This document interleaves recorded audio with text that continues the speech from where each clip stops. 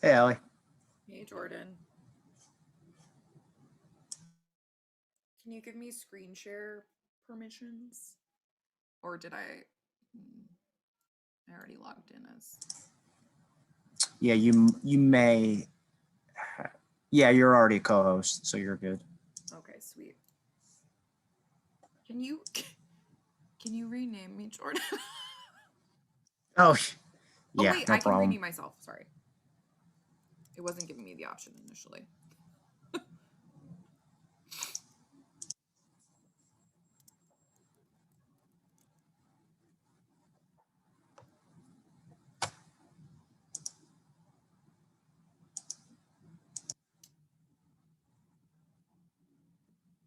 Okay, I'm gonna go off video for now.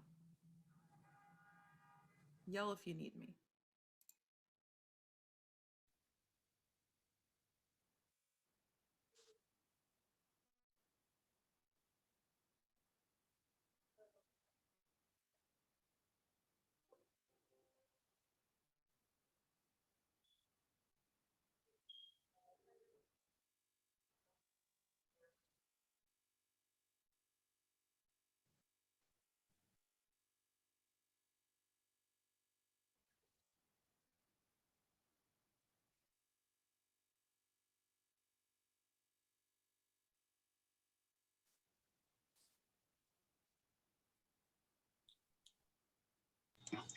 Good evening, folks.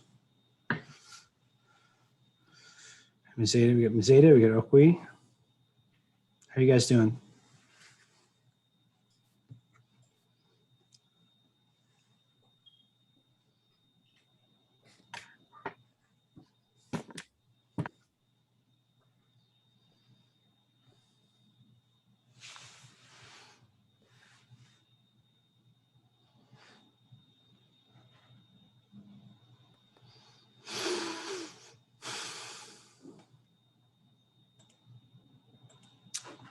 I think per usual, we're going to give folks a few minutes to join us and get the meeting started at a few minutes past 5:30, around 5:33 or so.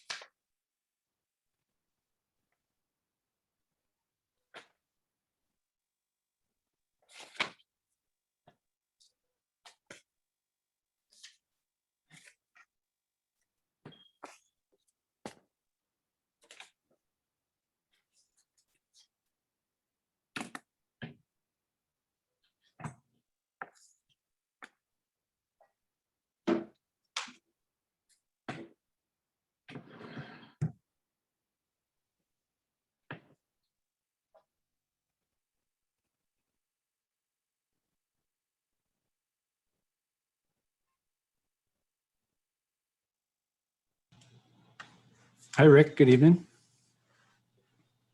Hi, Eric. How are you? Great. Great. Thanks for taking the helm for another meeting.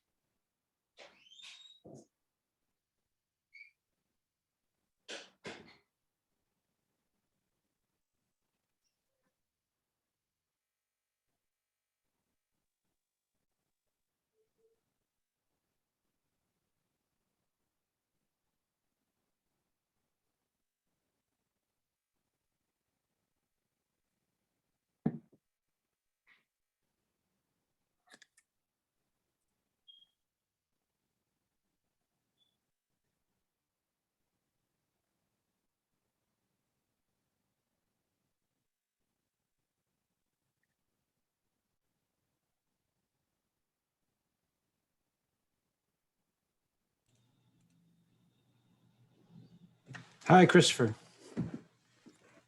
Hey, everybody. How you doing, Eric, Matt, Doing- everybody? Good to see you. Doing great, doing great. Good to see you. Thanks for joining. Per usual, we're gonna give a few minutes for folks to join us. But I think we'll try to kick the meeting off about 5:33. So again, thanks to everybody for being with us tonight.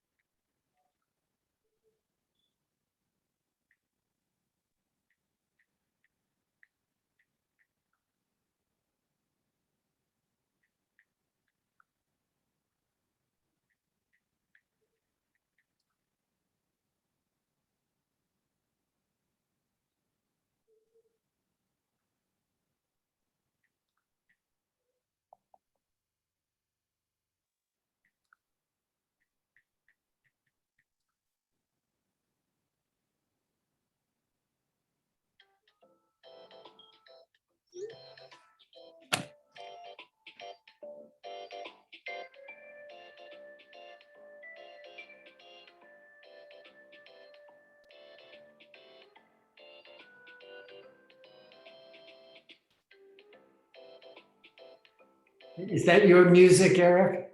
It's not. I'm not sure where that's coming from, but I kind of enjoy it. I just was wondering if that was your band.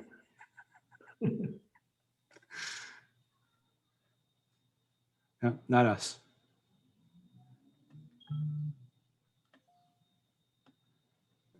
I think we could use some music to set the tone. Maybe I'll make a playlist next time.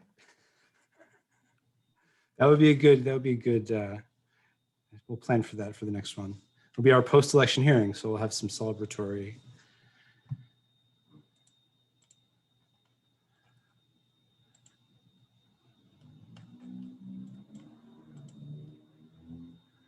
Ha.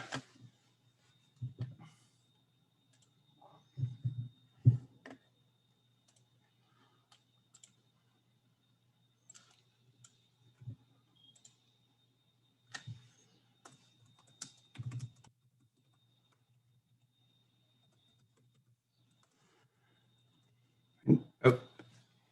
Okay. Great. Great. I know Amy was having a little trouble logging on. I know Jamila just messaged that she is trying to join also, and I think Amy was running into the same issue as you were with the registration link. I had to go to 3 different computers, but I got it. One worked. Awesome. So hopefully she'll be able to join us soon. It seems like we were able to solve that issue in short order, hoping that if we get started, Jamil will be able to join us a couple minutes in.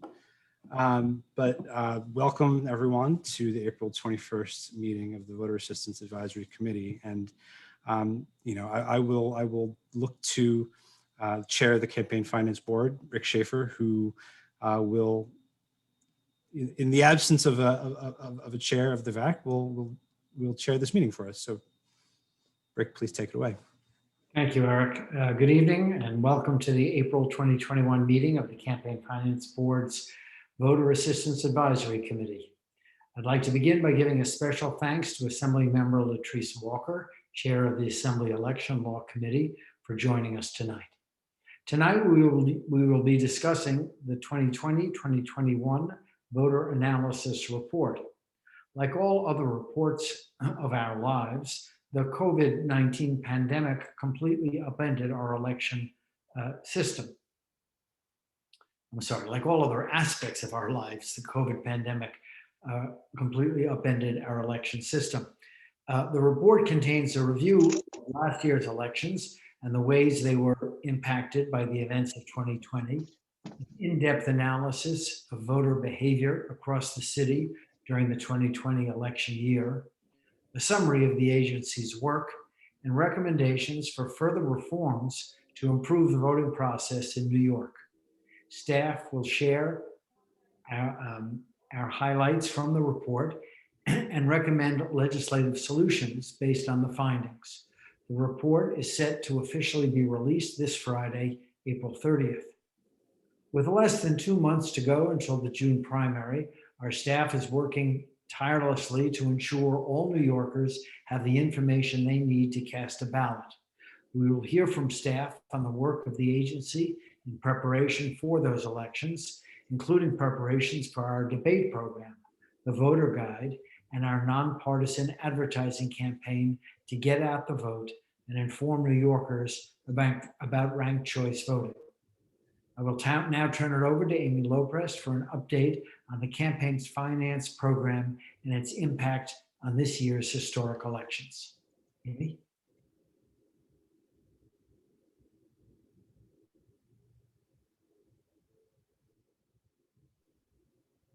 We will now refer to that as a 2021 problem, that you're muted when you start speaking.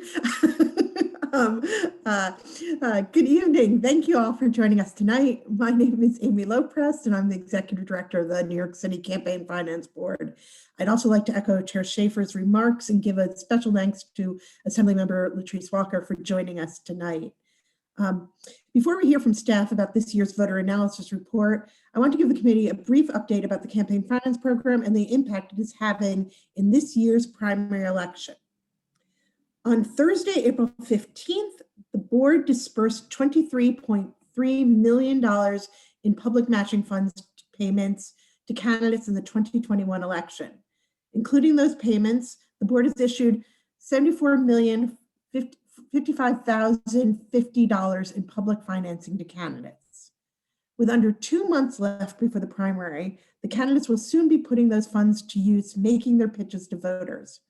We've already seen more contributions to an extraordinarily diverse field of candidates in this election than we have in any city election in the 32-year history of the program, indicating the intense interest in this critical election at a crucial moment in our city's history. Candidates in the 2021 New York City elections filed their most recent disclosure reports with the CFB on March 15th, 2021. The next opportunity for candidates to receive public matching funds is May 13th, based on their responses to statement reviews with corrected invalid matching claims. Before I turn it back to Eric Friedman to introduce the rest of our program, I'd like to invite the members of the committee to deliver any welcoming remarks that they may have.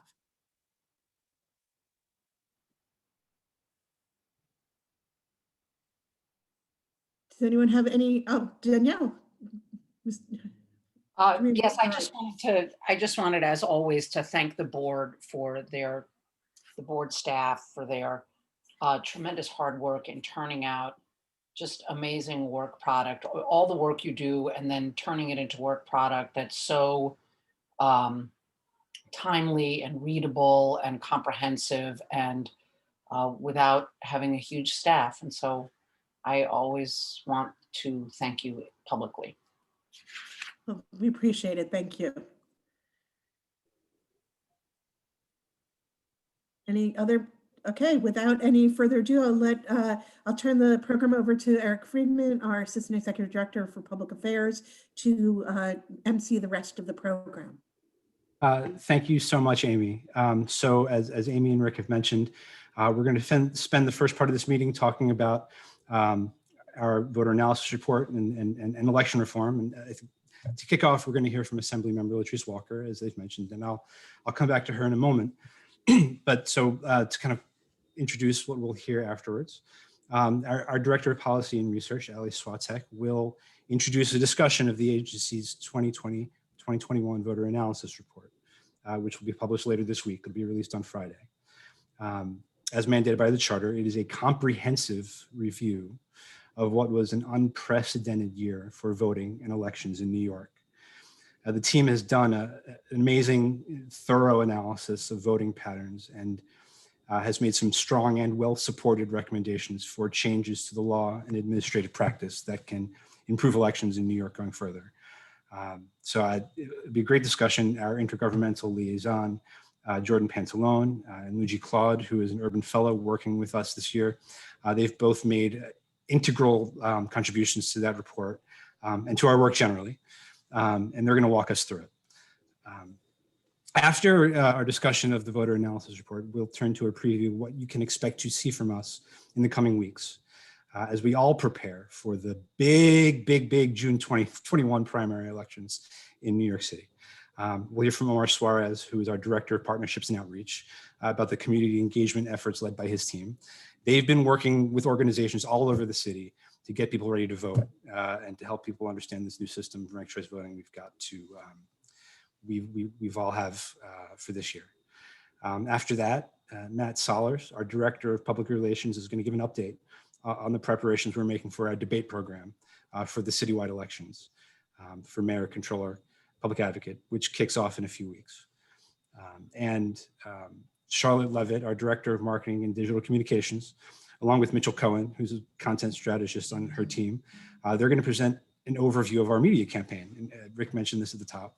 Our media campaign for the June primary election to help get people ready to vote, including our education on ranked choice voting, which will include, as noted, print and display ads, TV and radio, mail, web video, a brand new voting.nyc website with lots of content on ranked choice voting, and of course, the voter guide. So that is our program. There will be a chance for members of the committee to ask questions as we go, but first to kick off, I am really pleased to have the opportunity to introduce Assemblymember Latrice Walker, if she's with us. She's from, yep. Eric, not to steal your thunder, the Assembly member is on her way back from Albany. She's about 15 minutes from the district office. So she suggested we just go ahead and talk about the report, and she'll be on in a couple minutes. All right, I will briefly delay the pleasure I will take in introducing Latrice Walker, but first, in that case, we'll turn to Allie and for us to jump right in and kind of talk with folks about the voter analysis report. So Allie, I'm going to hand it off to you. Okay, I don't mind at all going next. All right, so hi everyone, I'm Allie Swadek. I'm the Director of Policy and Research Team at the CFB. We're really excited about the publication of the voter analysis report on Friday. I want to thank particularly the marketing and digital communications team for every year designing a report that's more and more beautiful every year, especially Winnie and Jen, who designed the report, and Chase and Crystal for making sure that the maps that appear online look good and are able to show off the amazing analysis that we include in this report. And also to Amanda and Eric for editing, project managing, and drafting sections of the report that we keep saying won't get any longer every year, but it does. So I also want to thank my team, the policy and research team, specifically Jamie, our data manager, for wrangling the huge voter file that we get given by the Board of Elections every year, and Jordan and Luigi, who researched and drafted some incredibly nuanced and really solid legislative and policy recommendations that I am really proud of. So I'm going to turn it over to Jordan and Luigi to run through the highlights of our report in a PowerPoint presentation, and I will share my screen for them so that this can run seamlessly. So, Thank you, Allie. I did get a request for you to speak a little louder if possible. well, I will stop talking next time. completely right now, so Even better. Thank you. better. All right. And Jordan, can you confirm that you see the slides, not the... Yep, I do. I see them. Okay, it looks great. Go ahead. Great. Yeah, I just want to thank you all so much for being here. I know we've got some beautiful weather today, and maybe this isn't the place where you would like to be, but we do appreciate you spending your Wednesday with us. With that, again, my name is Jordan Pantalone. I am the Intergovernmental Liaison here at the Campaign Finance Board. And we're just going to kind of give you a brief run through of what's in the report this year, some high level stuff. You know, the report is very in depth and a lot of nuance. So this certainly is not all of it, but just some highlights. So with that, I'm going to ask Ellie to go to the next slide. So just for a little bit of context, and I know we have some VAAC members, this is potentially your first voter analysis report. I'm also going to shorten it and call it the VAR quite frequently. So if you hear that, that's what that means. So we've been publishing the VAR, or formerly known as the Voter Assistance Annual Report, since 2010. This is a charter mandate that we have to publish this report. And this reflects registration and participation in New York City. And that report is legally due at the end of the month.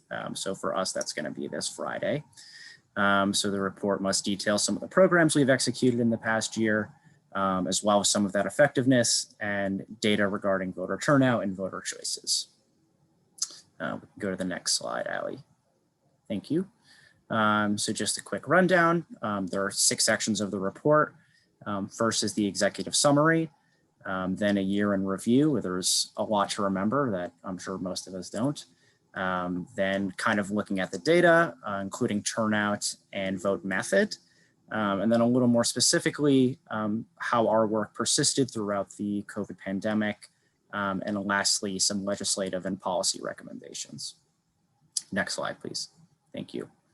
So with that, year in review, we obviously know COVID interrupted how we voted, and it was an immense challenge for administrators and legislators to try and piece together a plan for all of us to vote safely. But this was the first time ever that voters were able to vote by 3 methods. That was vote by mail, early voting, and on election day.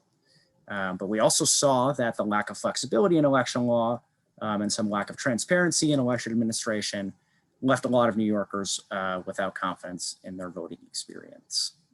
Next slide, please. So just a little timeline here, and thinking all the way back to January of 2020. Feels like forever ago, but you might remember we had some recently enacted election reforms, including early voting and some redesigned ballots that were looking like they were going to shape a busy and exciting election year. And then fast forward to March, we all know what happened there. The pandemic hit, and Mayor de Blasio postpones that special election for Queensborough president. He postponed that on a Sunday, so it was the day after early voting had started. And over 2,500 voters had already cast their ballot. And then moving ahead a few weeks, the governor ended up rescheduling that election and 3 others, along with the presidential primary, to June 23rd. And then jumping ahead to May, we saw demonstrations begin in New York City in response to the death of George Floyd. The protests were met with a Department of Investigation report that would call excessive enforcement by the NYPD. So about a month later, we had the June primary election. We saw almost 800,000 voters request an absentee ballot, and just over 400,000 were returned. And of the ones that were returned, about 20% of them were rejected for technicalities, which was one of the highest rates in the country. And then into July, we saw a pretty aggressive misinformation campaign, primarily stemming from the White House. This is just a tweet from the president at the time. New York mail-in voting is a disastrous state of condition. Votes from many weeks ago are missing, a total mess. They have no idea what's going on, a rigged election. So a lot going on. And then jump forward to the general election. We saw over 1 million voters cast the ballot during the early voting period. 36% of voters would cast a ballot during this time, so a dramatic increase from what we've seen previously. And we can go to the next slides. And with that, I'm going to turn it over to Lucy Claude for a little bit. Thank you. Yeah, so I'm just going to kind of give a rundown on some of the big stats and important takeaways from the election.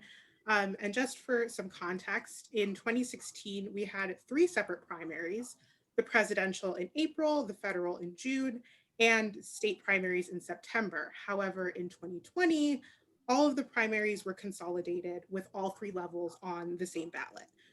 As such, it's not really fair to compare the turnout, 25.7%, to any other election and their turnout, because this was just completely different. Next slide, please. However, the general election is a lot more similar to general elections that we've had in the past. and turnout was at 61.9%, which was an increase from New York City's 2016 turnout at 60.4%. However, it was lower than New York State's turnout, which was 63.4%, and the nationwide general election turnout at 66.7%. Next slide, please. Not only was the 2020 primary different because it was a consolidated election, it was also the second time that New Yorkers could vote early and the first time absentee voting was open to all because of accommodations because of the pandemic, which accounts for this huge amount of absentee voters in the primary election. And then before the general election, there was a push to encourage people to vote early, which is reflected in that jump from 6% of voters voting early in the primary election to 36.3% of voters choosing to vote early in the general. Another thing that we found is that early voting is a habit within voters. And if a voter comes to vote early once, they are over 300% more likely to vote early in the 2020 general and potentially in the future. So apparently people who like to vote early, who vote early might like to continue doing it and have picked that up as a habit. Next slide, please. To dive into early voting, since it's a little trendy, we found that younger voters are as likely as older voters to vote early. So there's not really a difference between age groups. For newly registered voters, who are voters who weren't eligible to vote before 2020, they voted early slightly more often than voters who were eligible to vote for at least one election prior to the June primary. And first-time voters, who are voters who were eligible to vote previously, however, they hadn't voted prior to the 2020 primary, they voted early less often than voters who had voted in both the primary and general, who voted early in both the primary and general election. Next slide. And I'm going to turn it back to Jordan to talk about some of the policy and legislative recommendations. Great, thank you, Lucy. So first, and I think unsurprisingly, going to talk a little bit about absentee voting. I think most of us probably have some story that we've experienced or we've heard anecdotally. And on the right-hand side of your screen, you'll see a quote from a voter that I think kind of sums up our worst-case scenario. I never received an absentee ballot. I'm out of state, so was unable to take advantage of early voting, nor was I able to vote in person. That's really what we don't want to see. And what we had in place, I think, was an election system that was just not meant to handle the volume of absentee ballots. So, you know, we have some pretty comprehensive recommendations based on how things went this past year. If you can go to the next slide, Allie, thank you. So the first thing, permanently allow electronic, phone, fax, and email applications for absentee ballots. So to the credit of the Board of Elections, they set this up fairly quickly once the pandemic hit. It's just something we would really love to see full time, as absentee ballots likely become, you know, a big part of how we vote in the future. The next thing is to expand the locations of absentee drop boxes to schools, libraries, and other public locations. So previously, and in the past elections, the Board of Elections has allowed you to drop that absentee ballot off at a poll site or at a physical Board of Elections location. We'd just love to see that expanded. Next has to do with postage. So we would love to see return postage covered in the state budget. So actually what we saw in June of 2020, the governor had signed an executive order allowing or covering that postage for absentee ballots, but he did not do so for the November election. So there was a good amount of confusion amongst voters whether they needed postage or not. And lastly, passed no excuse absentee voting for the second time. So this requires a constitutional amendment in the state legislature. So it passed once in 2019. It needs to pass the New York State Assembly again before it's put on the ballot before voters in November of 2021.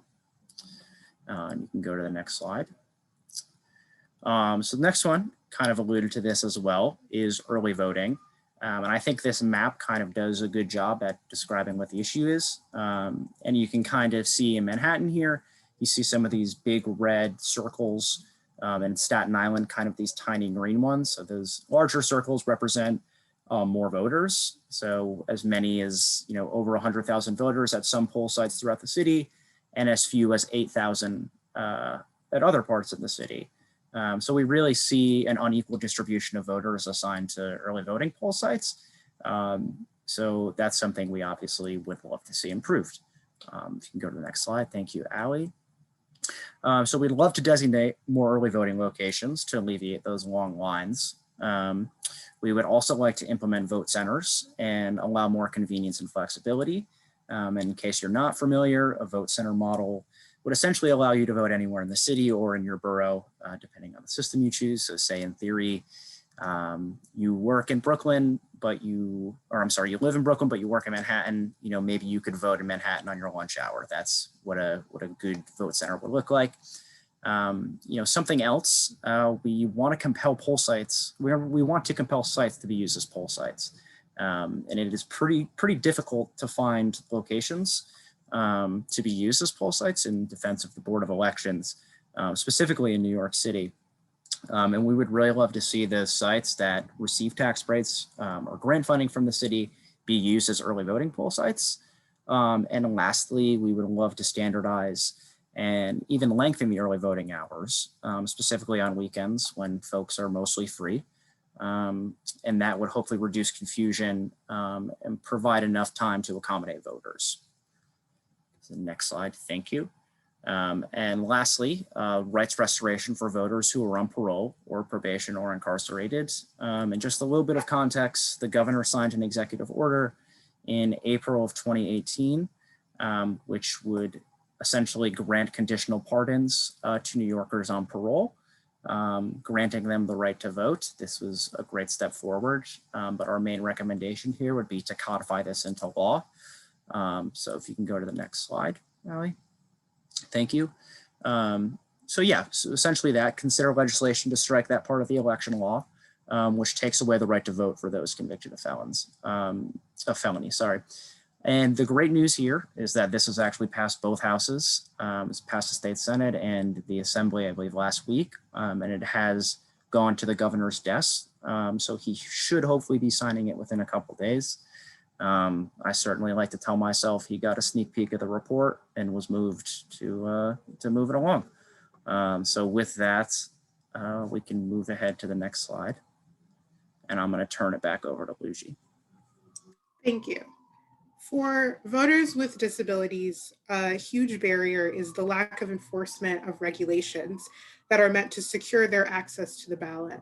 As one person spoke about, I understand that poll workers get some amount of sensitivity training to our population, but if this is not systemized voter suppression against the disability population, then the training has to get better. We deserve to have our voices heard just like the rest of society.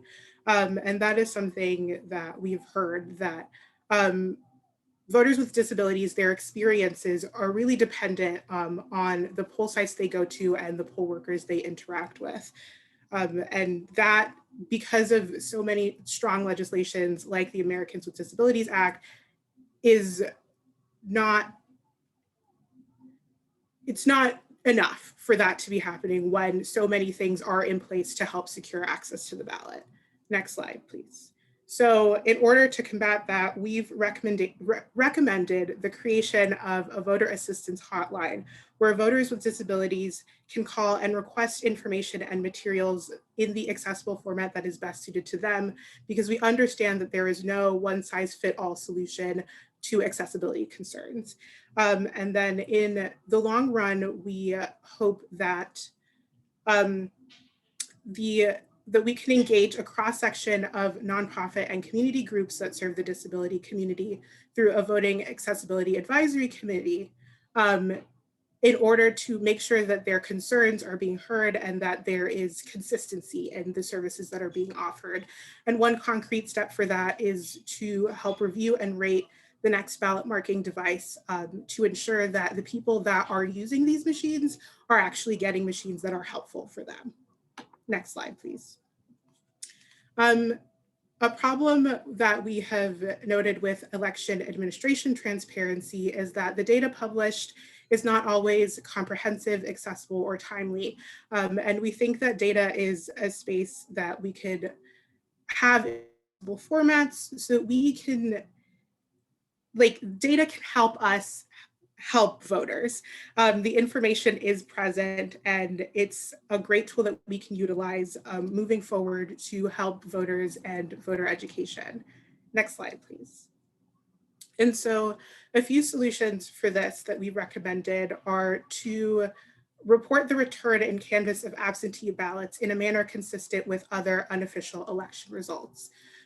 To provide those election results in a machine readable format and broken down into every political subdivision that exists at the local level in order for us to kind of do multiple forms of analysis and understanding that data at different levels.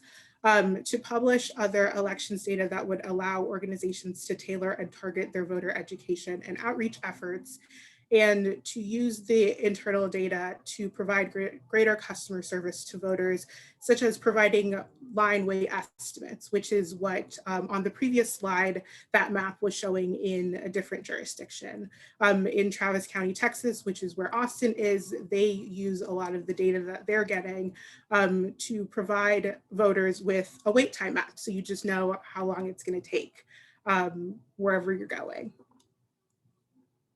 Thank you. For voters with limited English proficiency, they often do not receive translation and interpretation services in their preferred language, as there are only a limited number of languages that the BOE is required to offer through the Federal Voting Rights Act.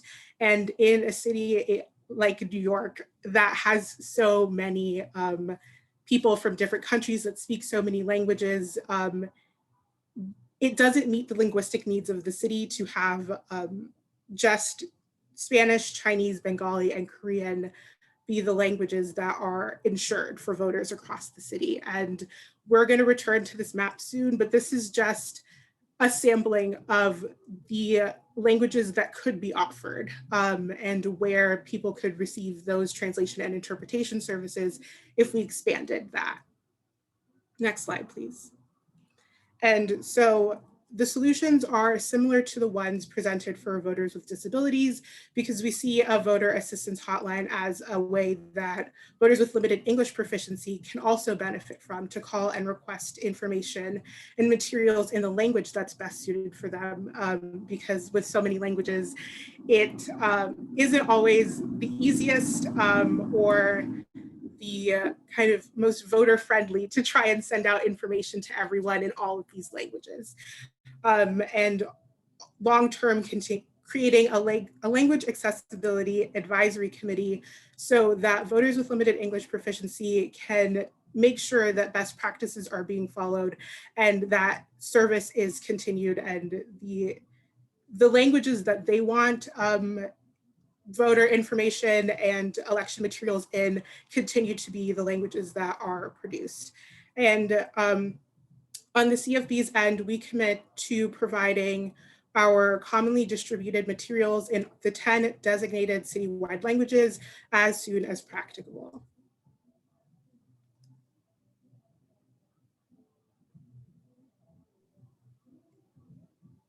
All right, and I'm gonna try and share out just a sample of, or actually the actual interactive version of that map that Luigi was previewing, because again, our amazing marketing and digital communications team is going to post this on our website when the report goes live on Friday, and you'll be able to explore this in more detail.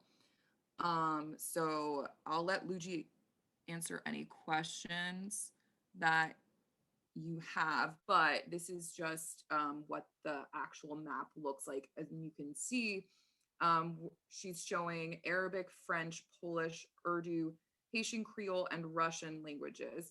And this is shown on the, Luigi, correct me if I'm wrong, we're showing the languages in the census tract level, but the lines that you're seeing are election district because we actually don't, census doesn't report data on language assistance, limited English proficiency data at the election district level. But this is to give you a sense of what languages may be covered in the city if the John R. Lewis Voting Rights Act of New York is passed.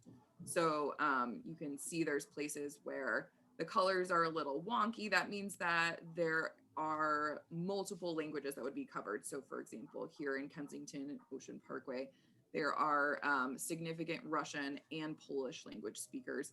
And let me see if I can find my favorite one. We have like a ton of languages. This one's showing 3, so Arabic, Polish, and Russian. And everyone can click around and you can find your address and look up what coverage your neighborhood would receive if that law was passed in the state. Happy to take any questions, or if you want to email us later, also cool with that. So thank you, Allie, and thank you, Luigi and Jordan. I will beg the indulgence of the committee and ask you to hold your questions for a moment. I do see that Assemblymember Walker has joined us. I would love to introduce her. Just by way of a short introduction, she is from Brownsville in Brooklyn. During her time in the Assembly, she's been a really strong voice for election reform. She's been a great partner to our NYC Votes work during that time, and we were particularly excited at the start of this year's session that she was named chair of the Election Law Committee. And the committee under her leadership has been very busy so far during this legislative session. I'm not going to steal your thunder, but since January, the legislature has passed 2 major election reforms. You heard Jordan talk briefly about automatic rights restoration for New Yorkers coming out of the criminal justice system. Also passed automatic voter registration. She is the Assembly sponsor of the John Lewis Voting Rights Act of New York, which we just discussed, along with our friends Eleanor Myrie in the Senate. So I want to welcome her, and I look forward to what she can share with us about what we've seen under the legislature so far this year, and what we can expect to see through the rest of the sessions in the future. So Assemblymember Walker, please take it away. Thank you, Eric. Thank you for that introduction. And this is such an honor and a privilege. Of course, I want to begin by acknowledging Mazi and Joan, who were, sort of my support team and teachers in terms of really recognizing the importance of voting, as well as to make voting sort of an in vogue topic. It's exciting, to be able to see so many people who are excited about the franchise. And I think in this previous administration, presidential administration, even more people are becoming more engaged. And so the time is right. And I'm excited to be at the helm of the Assembly Election Law Committee at that time. So thanks to the Voter Assistance Advisory Committee for having me. I think that the expectation is a lofty one with respect to going through all of the things that we've done. And so I welcome the opportunity to participate on a regular basis with you in your meetings. And I guess I can just jump in by stating that Jordan kind of, basically went through many of the things that we've done in the very comprehensive report that we all look forward to reading each and every year. And so thank you for that. We just finished our budget cycle. And so I guess I can jump in there with some of the things that may not be as notable based on the fact that the media really just haven't been covering it. But just in this past budget, we were able to do $25 million in capital for elections equipment. And as you know, when many people get to the poll sites, there are a number of machines that are down, and just sort of the inconsistencies and the efficiency and the reliability of a working machine really impedes upon the administration of our elections. And so this year we decided to put our money where our mouth is to make sure that we have the apparatus that actually makes our goals more real. And one of the things that I wanted to point out too is that $20 million of that $25 million will go directly to the local board of elections.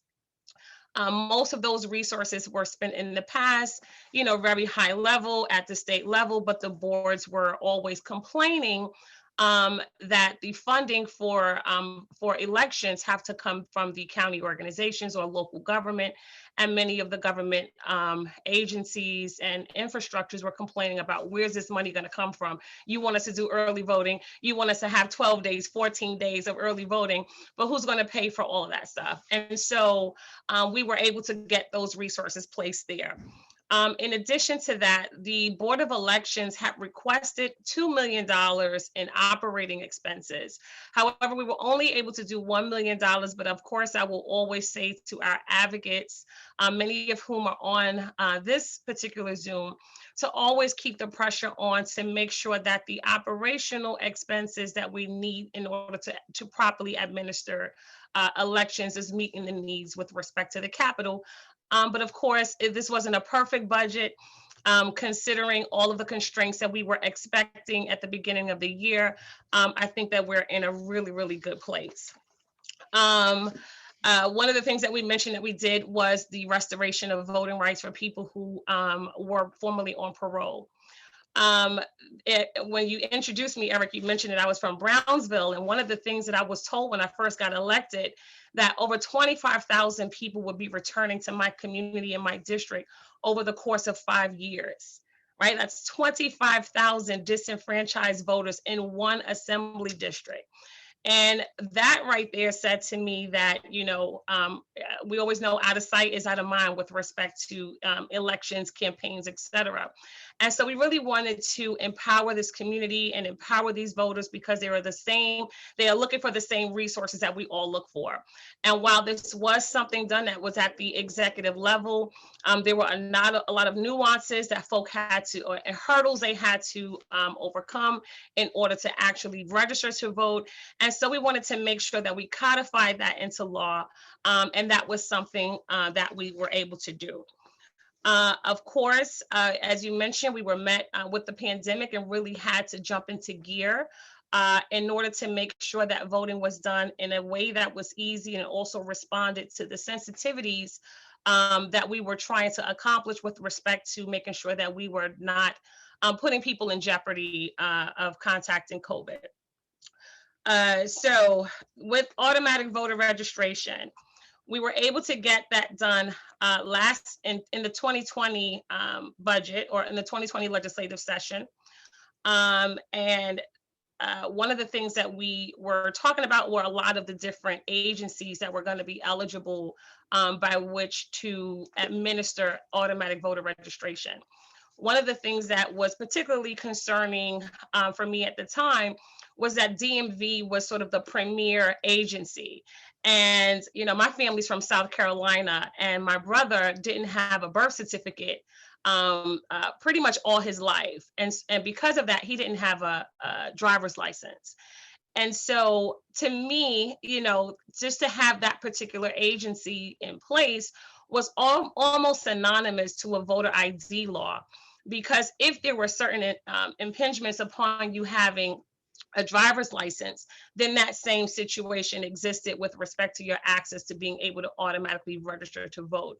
And so we opened up the opportunity for people who lived in the New York City Department of New York City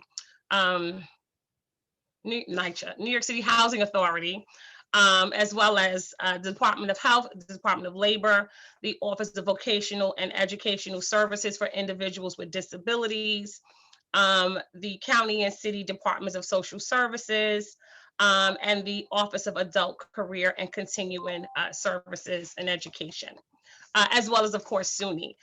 There are a number of different groups who were always talking about, voting and making voting easy on SUNY campuses. And so we were glad to be able to remove many of the barriers to registering to vote by implementing this. And then, of course, we had a lot of different conversations about when the implementation was going to take place.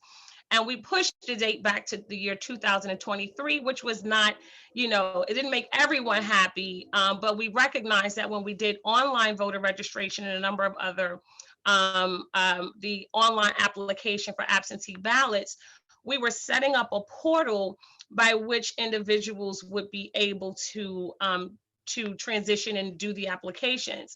And so while we were developing that portal, we pushed it out because we wanted to make sure that we didn't have 3 and 4 separate portals, but that we had one portal that responded to all of the different things that we have going on. Going through here, one of the things that we also did was that was a Dinowitz bill. The Dinowitz bill is the absentee ballot tracking bill. And it allows for voters to track both the process of their absentee ballot application and the delivery of it. In 2019, of course, we did early voting, and in doing so, New York has ensured that elections are run in ways that meet contemporary standards for accessibility, equity, and efficiency. We also did in 2019, under the former Chair Chuck Levine, the enactment of the online voter registration system, and which has improved, of course, cost and efficiency, and increased accessibility, and provided greater convenience to the public. We talked a little bit about the budget. They gave me some handy dandy notes here. So, okay, we talked about the Danny O'Donnell bill. You guys covered everything. So, of course, there's a Bobby Carroll bill, which is A502. It removes the 10-day advance voter registration requirement, allowing voters to register the day of the election, AKA same-day registration. We look forward to that. Also, there's a Vanell bill, A4431. It allows any eligible voter to request an absentee ballot without declaring a reason for doing so. And so that's, sort of took away the requirement of you saying that you're not going to be in the county or whatever, some of the other things that sort of held us back. We also did some campaign finance reform legislation. And assignment bill that we did, it's related to unregulated independent expenditures for certain elected officials. Of course, money was diluting the voice of people in our electoral process, and we had to do everything that was necessary in order to close the LLC loophole. Another thing that we did with respect to campaign finance reform, we codified the report to the commission, and this law creates a public financing program for statewide Senate and Assembly candidates, and includes new lower contribution limits for participant and non-participant candidates for this office. One of the things that we did this year was a sort of cleanup bill to that, because when we first passed the bill, of course, no bill is a perfect bill. And when we did it, there were no campaign finance limits. And so this year, we just changed that. And that was, it was also a bill that I had introduced. I'm trying to think, of course, I heard mentioned too, the Voting Rights Act for the state of New York, as we're coming into our redistricting period. My anxieties are really high after the Shelby case in terms of losing Section 5 protections, particularly for the covered counties in the state of New York. And I'm glad, we were sort of screaming to the Raptors saying that if New York State was able to have a Voting Rights Act where there was a pre-clearance provision for the New York State Attorney General's office, and also provided other protections and data, et cetera, that we could do what we needed to do here in the state of New York to protect disenfranchised voters, communities of color, and also to protect people who have sort of communities of interest. So I look forward to the passage of the John Lewis Voting Rights Act this year with my colleague and partner in the Senate, Senator Myrie. We have a few bills that are going to be coming up with respect to poll worker training in order to sort of get people into the to get a more, and actually this year was interesting too, because more people were signing up to be poll workers who had never been poll workers before. I noticed that people were, it crossed gender lines, it crossed, it was intergenerational.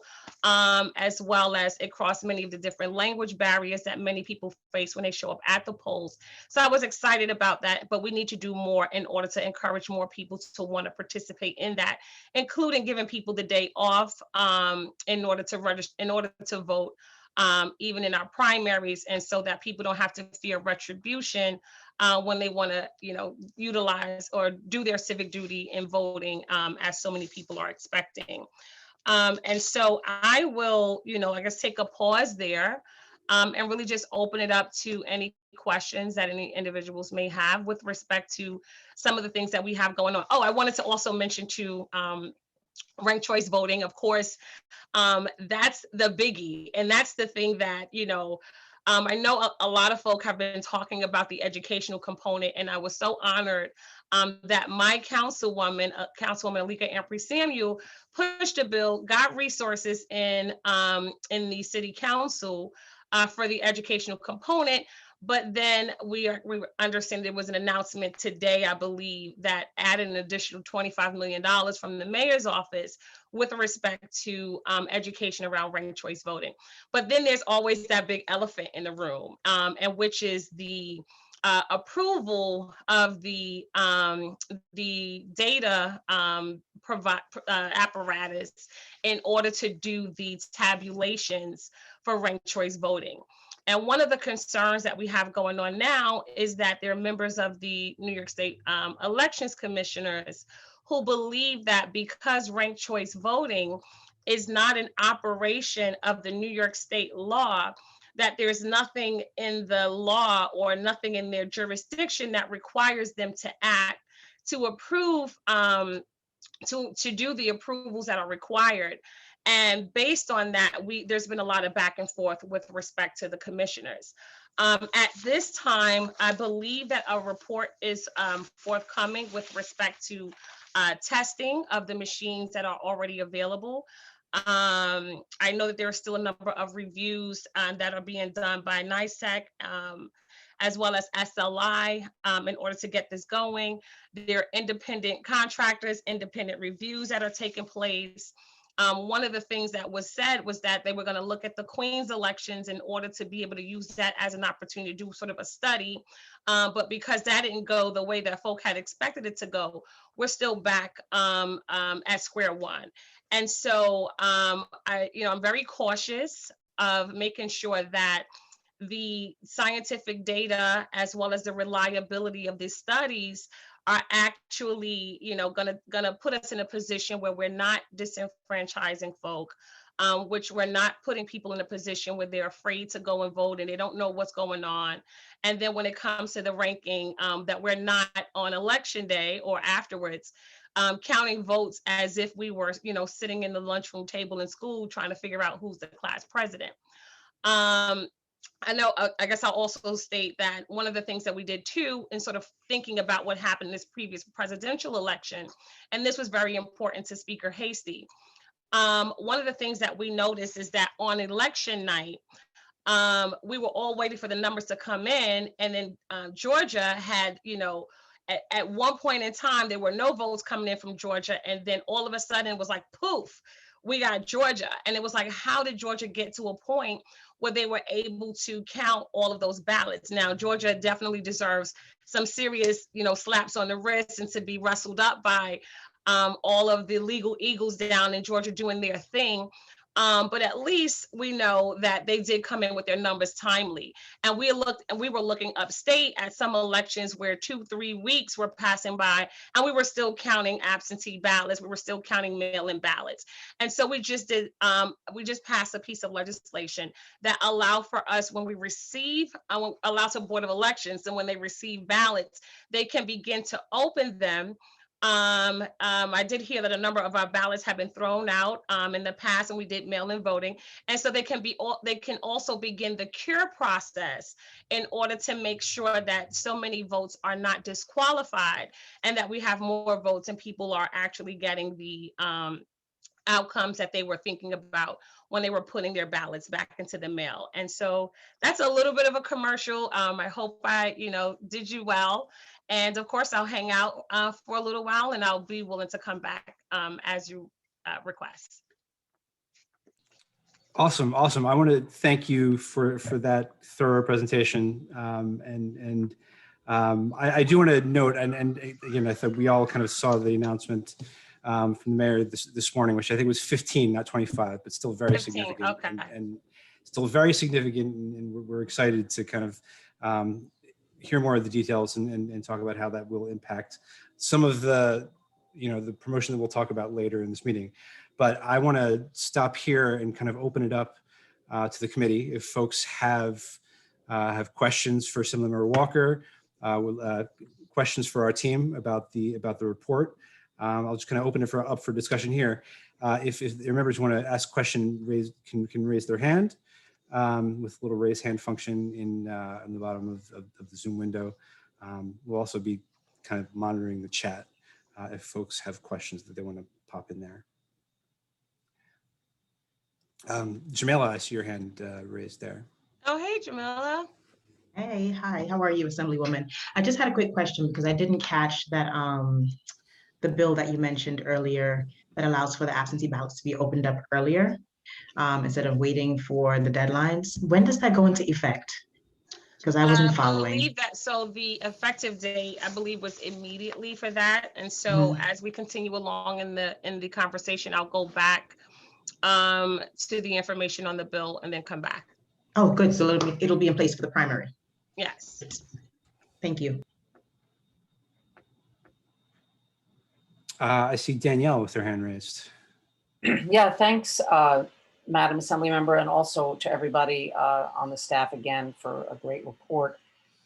You mentioned that there's a move on to make it possible to vote where you work instead of having to go home to vote.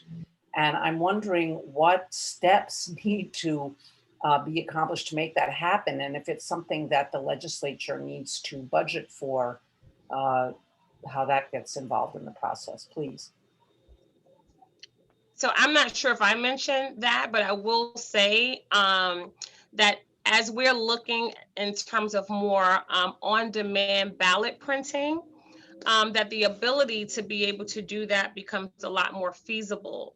And so as we begin to push to bring on more voting machines that allows for what we need, then that's something that definitely can become law. I have to take a look to see if there's a bill and who's presently covering the bill.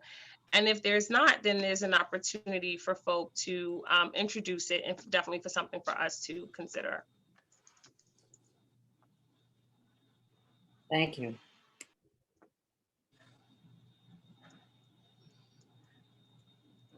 Do we have any further questions? Questions for Assemblymember Walker about what's coming out of Albany? Questions for Ali and the policy team on the report that we are ready to release out into the world in a couple of days? Christopher. Good evening, everybody. Thank you so much, Eric. This might be a question for Mitchell, but the entire team. Last year, I recall in one of the reports that was released, we were looking at targeting certain areas of the city in terms of voter turnout, voter registration. And I don't know if the report that's going to be released does a kind of a look back or a comparative study of those high impact districts that we were trying to make a difference in, and whether voter turnout went up. And a second question, which I don't think has an answer to yet, but what do you think the impact on voter turnout of ranked choice voting will be on voter turnout? Does the staff think that this will increase turnout? Is there any preliminary evidence of any of that?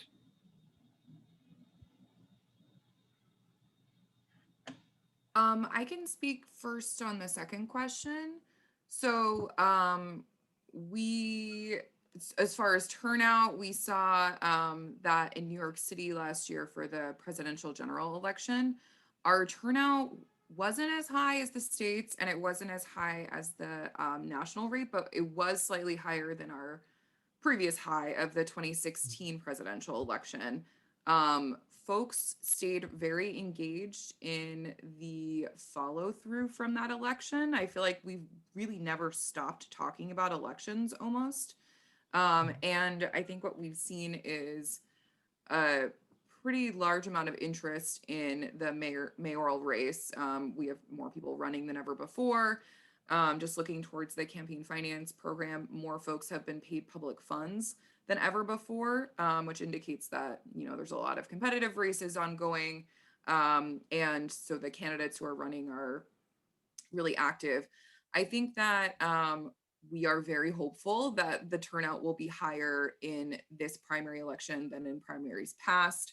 What we've seen is that there's a big decline between the presidential turnout and the municipal primary election turnout, which in the past 2 years has been around between high teens, 17% up to 25%, which is what it was in 2013.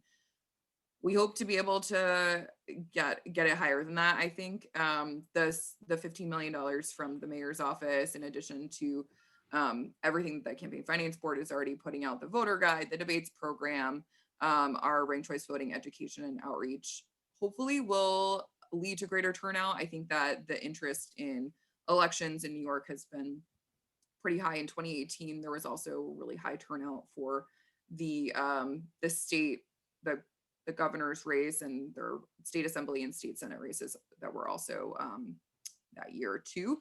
So we're seeing in the last couple of years a lot of interest in elections. Hopefully the turnout will be larger. I think that folks talking about ranked choice voting, because it's something that's new, you know, there's an additional component of outreach that folks are going to hear there's an election happening, and I have to remember to turn out to vote for that. As we, for your first point, there's a section of the report that talks about the unique challenges of the outreach that we had to do in 2020 because of COVID. One of the things that was pretty frustrating for us was the lack of online voter registration platform. And you've heard me talk about this many times here, so stop me if I'm repeating myself. The lack of online voter registration platform for folks who don't have a DMV or state issued ID. And so what we saw last year was a reduction in new registrations in New York City versus the counties of New York State that don't make up New York City. So that was a big challenge last year. I think that moving forward, we know the State Board of Elections is planning on incorporating that online voter registration system with the automatic voter registration platform that Assembly Member Walker mentioned. So we're hoping that that problem will be alleviated by the creation of that system in 2023. Thank you. Also add that, you know, for those specific neighborhoods that we were looking at, as Ali mentioned, like a huge challenge last year was we didn't get to do the in-person organizing that we had always planned on doing. And we had to pivot our strategy a bit, and we're still sort of assessing, like, does that work as well? Like, we don't think that works as well for all populations necessarily. As for the actual comparison of how these neighborhoods turned out, I think we're really waiting to see what the results look like from 2021. You know, we're doing comparisons right now. We don't specifically call it out in the report. But really our focus was on retaining those presidential voters going into the local elections, and we're going to see how successful we are at doing that. So I would say that's up for a future report.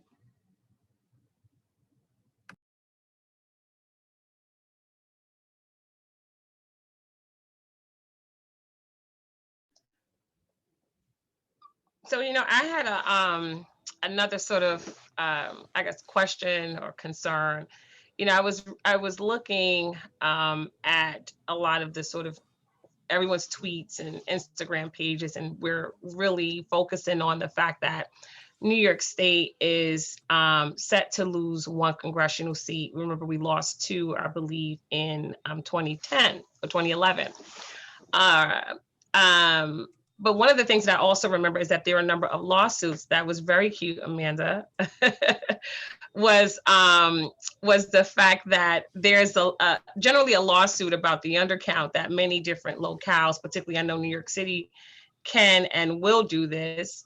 But I'm wondering, with 89 census documents, like what our likelihood may be to sort of go after, to do the challenge of the count and be able to get back those 89 so that we can retain that congressional seat.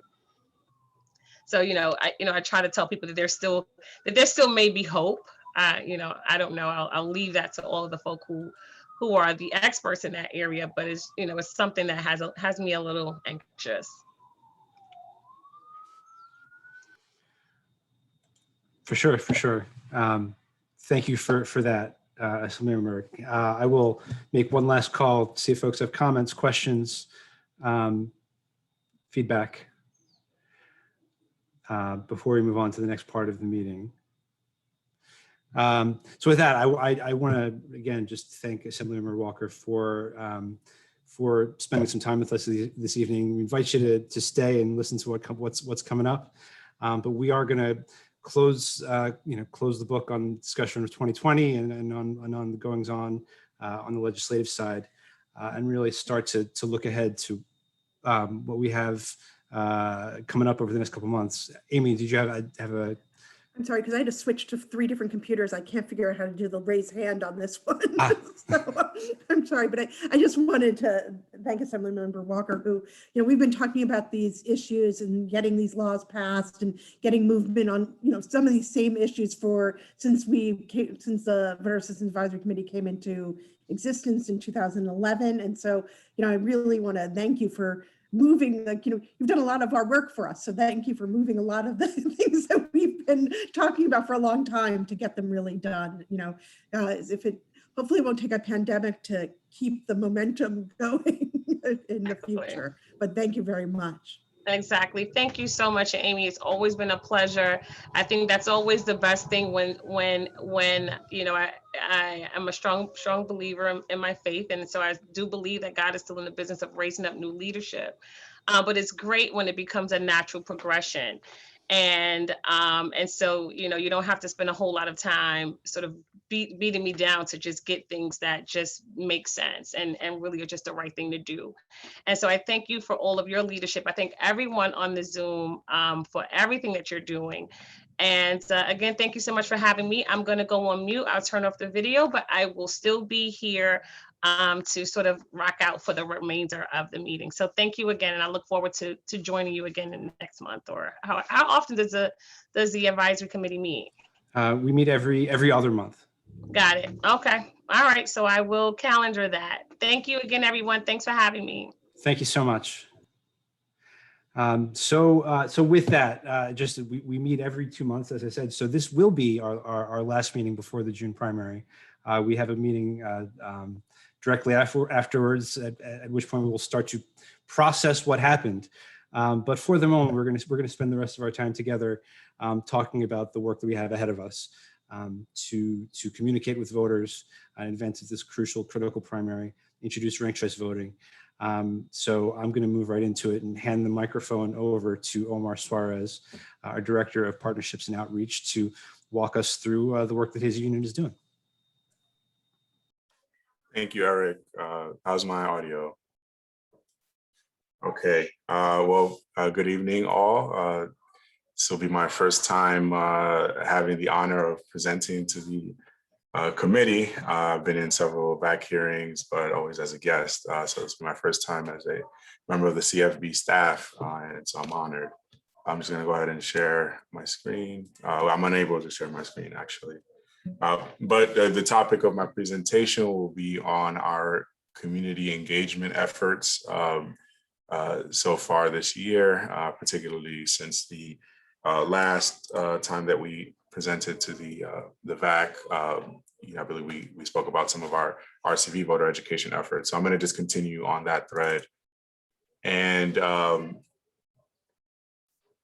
just want to lay out the groundwork. I'm not going to be, it's not every single thing that we've done in terms of engaging voters. I mean, later on this evening, you're going to hear about some of our advertising efforts and media relations. But in terms of direct outreach to voters and engaging with community partners. This is sort of what we've been up to. I want to give a quick overview of kind of the topics I'm going to cover. So voter engagement, obviously that does include our RCV, our ranked choice voting education, including the training sessions that we've been conducting.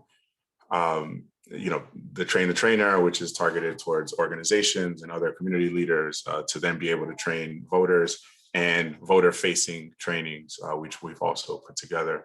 I'll also touch on some of the direct voter outreach we've done just in the special elections that ended a month ago and leading up to June.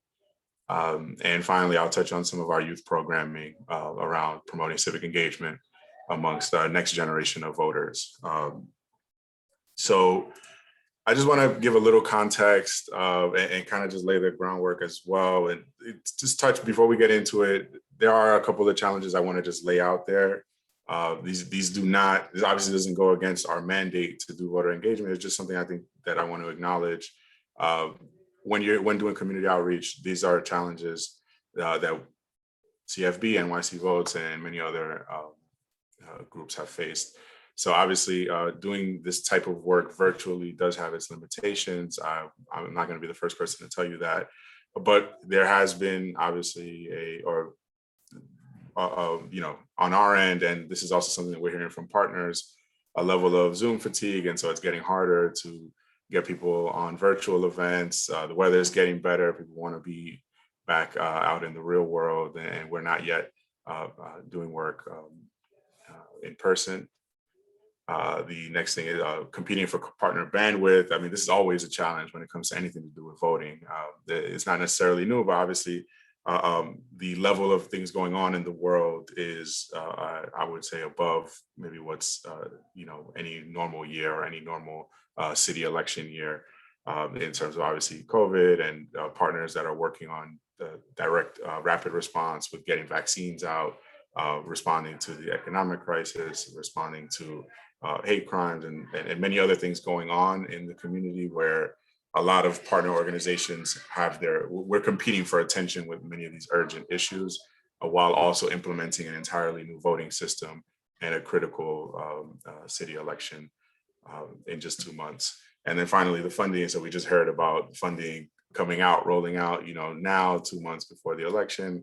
That's not coming from us. And so again, many community partners who have faced funding challenges over the past year, their bandwidth is limited also, not just by attention, but by funding.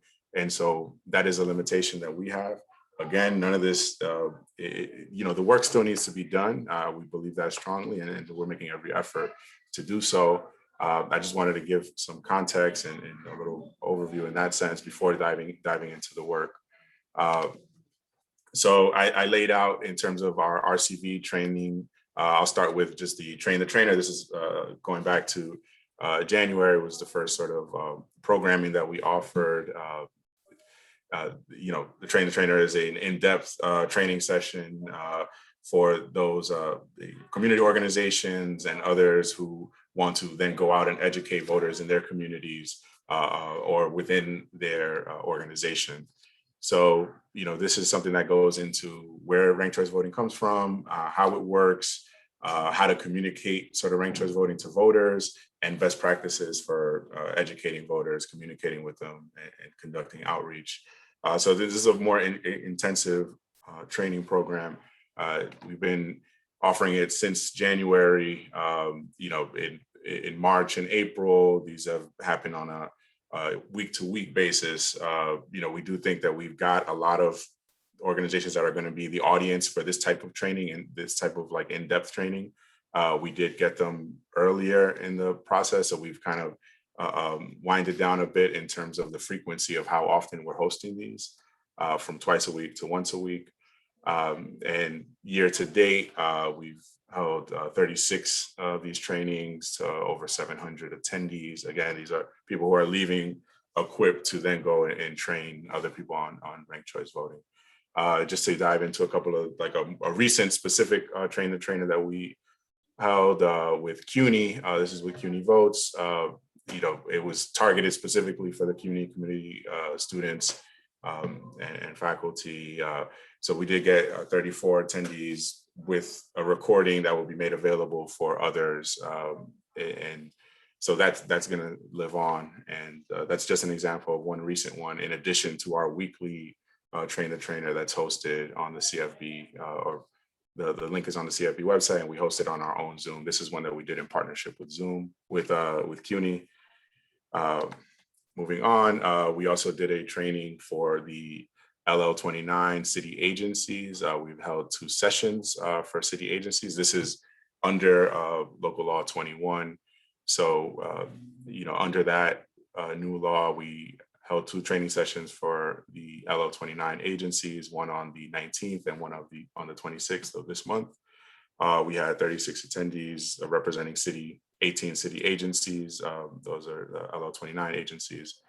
And those registrants and attendees, as well as the voter registration coordinators who weren't unable to attend, will be getting a toolkit with all the resources under local law 21, and some that are in addition to those requirements, including a fact sheet that'll be translated, that is translated actually, and a large print version of that, ranked choice voting video, social media, graphics and messaging, voter spotlight for their website to link back to our website, and the RCV presentation slides, a voter facing presentation, and additional links to our RCV explanation on our website. That's also translated.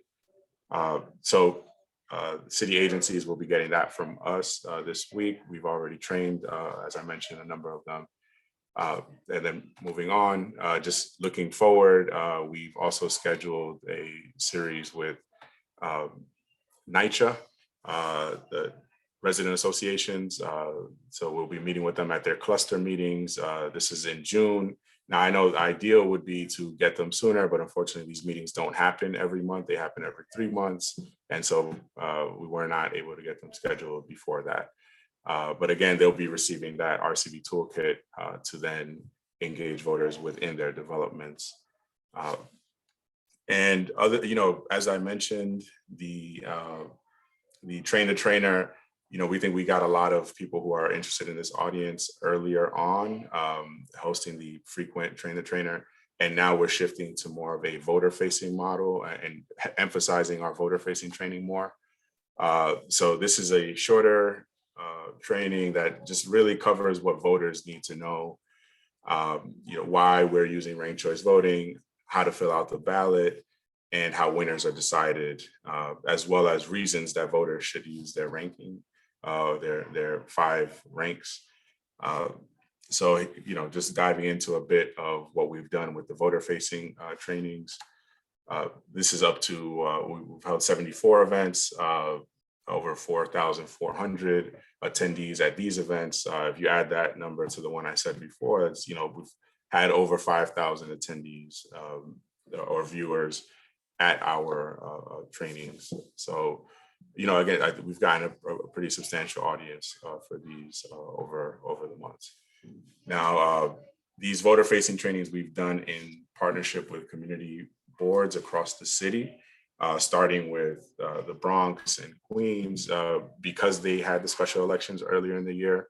So we did kind of concentrate on those 2 boroughs first, but that has since expanded to community boards across the entire city, including now we have relationships with, and we're going to be doing events with the Brooklyn and Manhattan borough presidents with the borough boards, which will then expand our reach to the community boards in those boroughs, although we've already begun on an individual basis.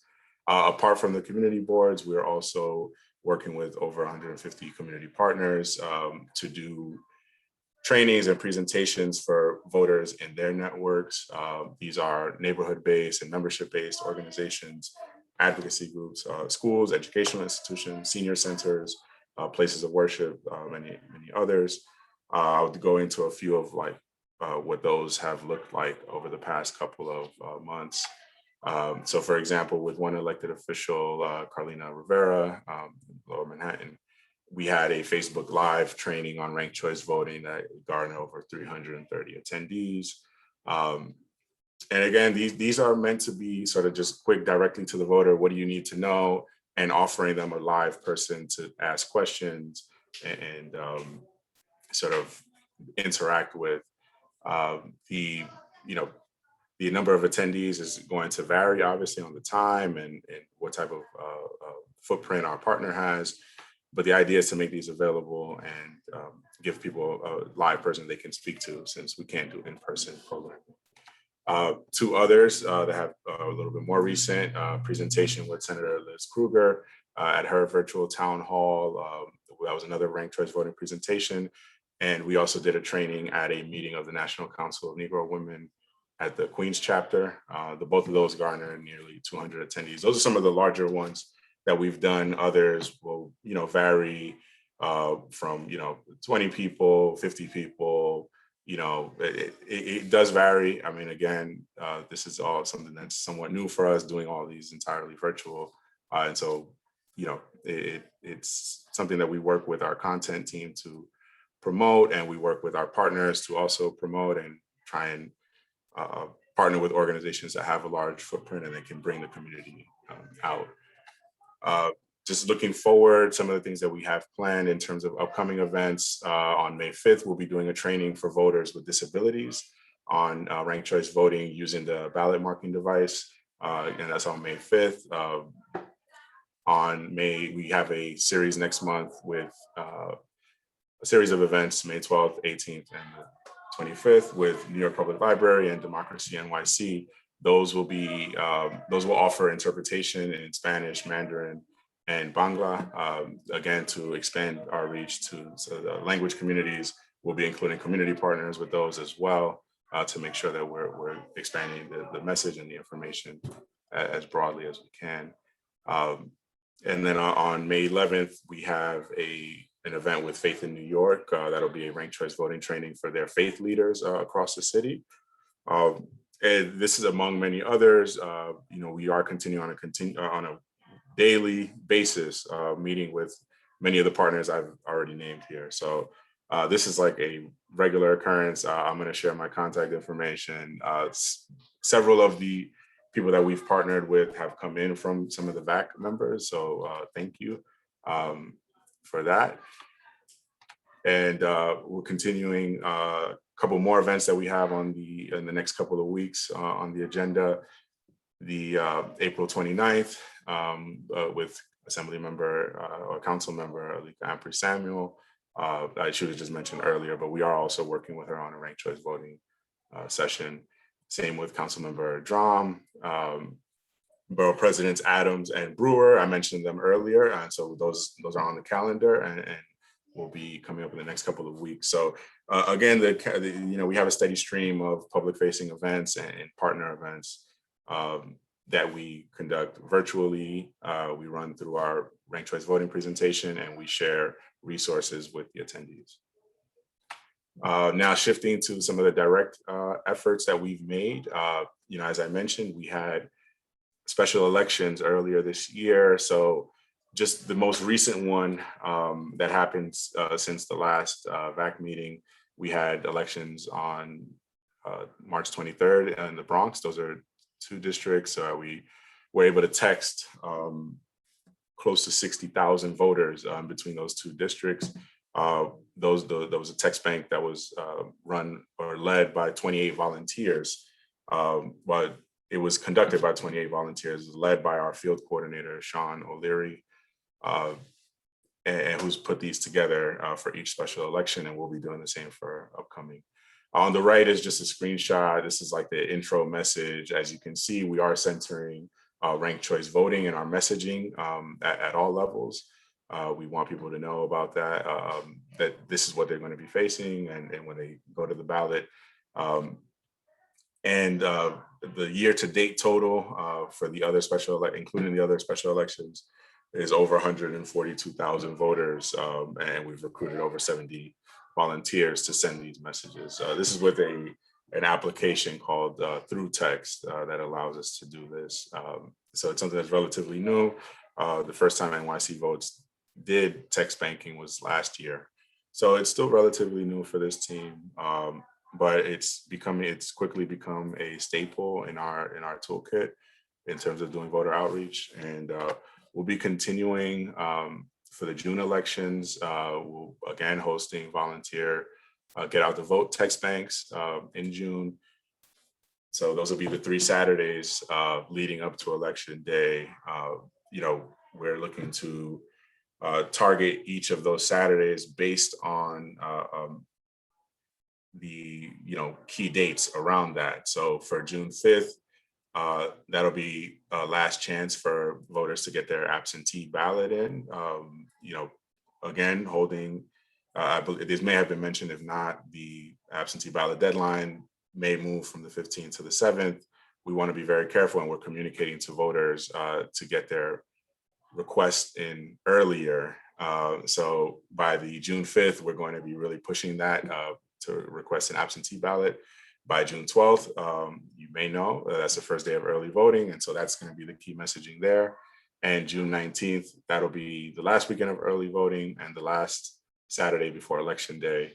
We'll really be honing in on early voting on all of these, but depending on the day, we'll shift the messaging.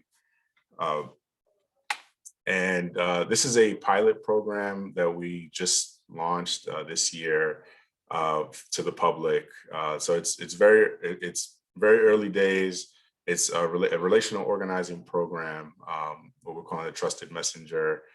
It's something that we kicked off back in March, where we went to some of our most committed volunteers and asked them if they would be willing to become a trusted messenger in their network.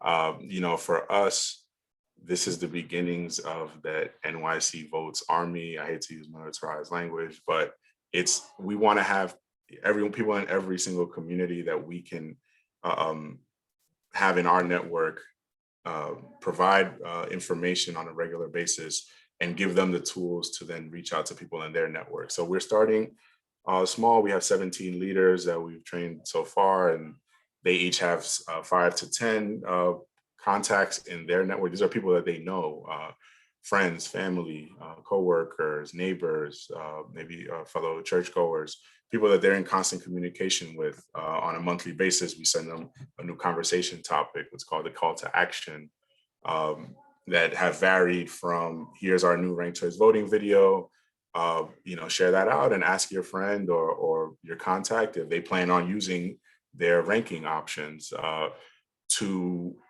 sharing out some data from this new VAR report about early voting and vote by mail, and ask your friends if they know all the options that are available to them. So this is the type of just consistent conversations that we want to be generating among voters. And what we're using is a platform called Empower. It's relatively new for us as well. We had it internally last year. This is the first time that we're opening it to the public, still in the pilot stages, but it is something that we see becoming a bigger part of our outreach efforts with voters. And I just want to touch base on our youth civic engagement programming before we close out. The youth programming is led by our youth engagement coordinator, Olivia Brady. It's been tremendous. As I mentioned, this is the next generation of voters, and we really want to get them involved. So the one of the core programming is our public workshop series, where we do a youth-centered civic engagement training. So far this year, we've had 42 of these events. Over 1,100 attendees have been trained. These are overwhelmingly young people. Some educators also join, and youth organizers.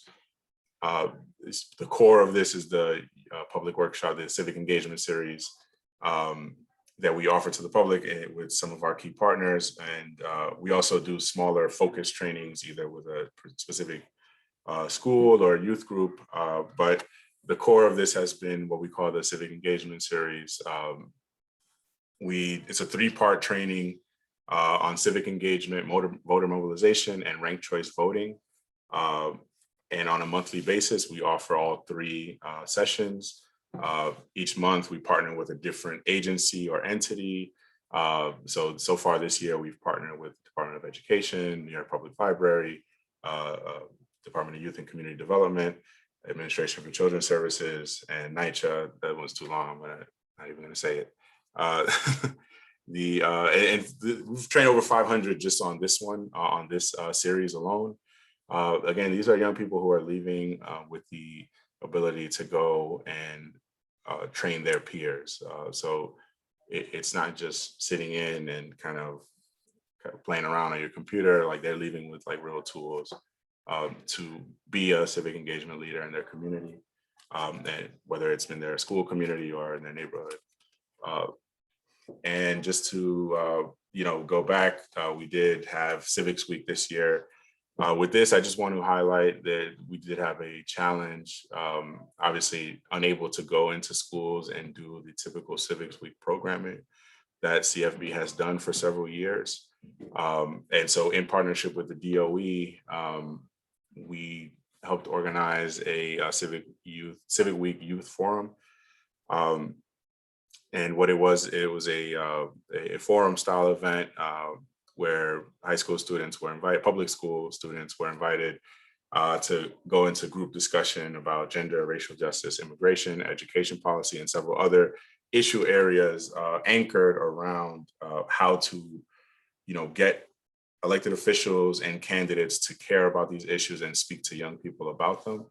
And so the goal there was to drive that conversation and again, we had 91 high school student participants there. Olivia led one of the groups and helped organize the event. And then closing out on the youth side, the ambassador program. This is something that started informally or in an unpaid way last year. This year, for the first time, it's a program where we're able to offer stipends to students. It's 16 young people. We had over 1,200 apply for these 16 slots, just to show the amount of interest that there is, or need, depending on your perspective, for youth 14 to 24 years old who wrote in sort of their reasoning why civic engagement was important to them, what kind of change they wanted to make in change or they wanted to make or see in their community. And we were able to get a group representing youth from all 5 boroughs with tremendous linguistic, racial, ethnic diversity. And we're able to pay them for participating in projects that can include voter mobilization, social media campaigning, undergoing trainings themselves, participating in public forums and debates. And the goal here is for them to serve as, it would be a little too much to ask them to be ambassadors for young people, but what we are asking them to do is to be NYC Votes ambassadors to young people. I mean, there's a subtle difference there, but we're training them to be able to speak for NYC Votes to fellow young people. And they've done interviews with WNYC, Queens Public Television, Brick TV, and many other opportunities to participate in public debates and forums for candidates. It's training up a tremendous cohort of leaders. Just to give an example of some of the information that they've shared, this is just one young person, Camilla, who put this together. I think it's tremendous. I've never, this is someone who's a teenager and is talking about special elections. I think I almost cried when I saw this. Really explain to young people I didn't know what a special election was until I was probably in my 20s. So it's tremendous. And so they've all been doing stuff like this on a regular weekly, monthly basis. We hold takeovers of our NYC Votes Instagram account on Wednesdays, or We Power Wednesdays, and talk about issues and answer questions related to voting, elected officials, on a we're also doing takeovers on a monthly basis that are specifically focused on the upcoming elections. So, for example, in March, we had a discussion on our IG Live about City Council, explaining sort of what the City Council is, what they do. In April, we had an interview with Deputy Comptroller for the budget over at the Comptroller's office. Next week, we're having an interview with Deputy Queensborough President Rhonda Binda, who's a dynamic leader and someone that really has a message for young people. So, I think we're getting them involved in a lot of things. Again, this is another program that I think would be is somewhat hampered with the sort of lack of in-person, but we're still generating amazing content like this and just amazing results. So just to close it out, they've also done voter mobilization events at their schools that have reached over 200 of their peers, trained on voting, voter registration, civic engagement, ranked choice voting. And they have events scheduled through the end of May, specifically to get their youth peers before the voter registration deadline. And then from there, they'll be shifting over to doing the GOTV text banking. They have a special one for them on the 9th. And I already mentioned a bit of the We Power Wednesday that has been part of their function as well.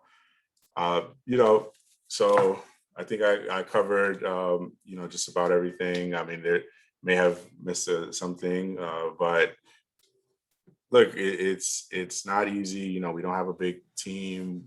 I like to say we have 4 people to cover 4.5 million voters, and now we're 3, so now we got 1.5 million each. And going back to the top, it's a highly competitive landscape in terms of getting people's attention, and this goes down to the level of groups and organizations where I also have limited bandwidth, not just the typical voter. So my final ask, my email is here. I'll share it in the chat as well. If you, any of the VAAC members do have, I know Shamila has already shared a few, and thank you. And I welcome other VAAC members to do the same. We're here to serve as the partnership arm of NYC Vote. So we welcome all partnerships. Thank you, Omar, for that really amazing overview of the work you and your team are doing. I am going to keep things moving here, and I see a hand raised, but I'm going to ask to hold questions until we get through it. I know that there's a lot, if that's okay. I'm going to turn to, if you want to ask a question in the chat, we'll kind of try to address it as we go. But I want to turn to Matt Solers to give next to give an update on our preparations for the debate program. All right, thank you, Eric. Good evening, everybody. Good evening, committee members. I'm Matt Solers. I'm the Director of Public Relations at the board, and I am very excited to talk about the debate program, which is going to be starting in just a couple of weeks. I'm going to share my screen here and walk through a quick presentation. So yeah, just a few words on background about how the debate program works for us. Can everybody see that? There we go. So the debate program is called for in the law. It covers the 3 citywide offices, so mayor, public advocate, and comptroller. It calls for 2 debates for each contested primary and general election. So there has to be at least 2 people on the ballot for each of those races in order for there to be a debate, but that's not all. For each of those debates, any candidate who is participating in the campaign finance program, the matching funds program, must appear if they meet certain eligibility criteria. So that's sort of the overview of how it works. But I do want to dig in a little bit more into the participation criteria because people often have some questions about this. So obviously the candidates in those races have to appear on the ballot. And then they do have to meet some nonpartisan, objective, and non-discriminatory criteria, which is coming up with criteria that meet all three of those words is often tricky. But the law helps us out a little bit. It has a legal threshold for the first debate. So for each office, the law calls for 2 debates. The first one is just the fundraising threshold. So candidates must raise and spend $182,000 for mayor and $113,000 for public advocate and comptroller. There's for the second debate, which is called in the law the leading contenders debate. The broadcast sponsors, the sponsors that we work with to put these debates on, in consultation with us, we can establish other higher nonpartisan, objective, non-discriminatory criteria for that leading contenders debate. The idea is that we want to winnow the field and get to the people who are actually leading in those fields. So starting last year, we started an application process for sponsors. Chris Malone participated in that, so thank you very much for that, for your participation. It was a pretty robust experience reviewing the applications from a number of applicants, and we settled on 3 debate sponsor groups, one led by ABC TV, another by NBC TV, and then Spectrum News New York 1. And they all came to the table with co-sponsors that come from, other broadcasters. So I want to note that each of these groups has a Spanish language broadcaster attached, including New York 1, which has New York 1 Noticias on it. Some other journalistic outlets, community organizations. And I mean, I think that having done this debate program now for a couple of election cycles, we really have some very strong partner groups here that can, I think, reach a lot of voters and spread the word about these debates in a very comprehensive way. So I'm very excited about that. But I just want to also say that given the high level of interest about these elections in 2021 and the broad field that we were looking at, one area of focus for us was trying to expand the footprint of the debate program. So as I move into the schedule here in a second, I want to highlight that we actually added an extra debate to the Democratic mayoral primary schedule. And that is actually the first debate that's coming up on May 13th that will be hosted by Spectrum New York News New York 1. And notably, this debate is going to run 2 hours. So the law actually calls for debates to be a minimum of 1 hour. And again, under that idea that we've got a lot of candidates. As you can see, there are 8 candidates who will be participating in this debate with New York 1. They have agreed to expand the time slot to 2 hours. So voters will get more exposure to the candidates and get to compare them side by side, which is very exciting. So that's the first debate coming up in about 2 weeks from today. And then the next debate will be, we hope, the Republican mayoral primary on May 26th from 7 to 8, again on New York 1. I do want to note that the candidate eligibility is based on campaign finance disclosures that are filed with us.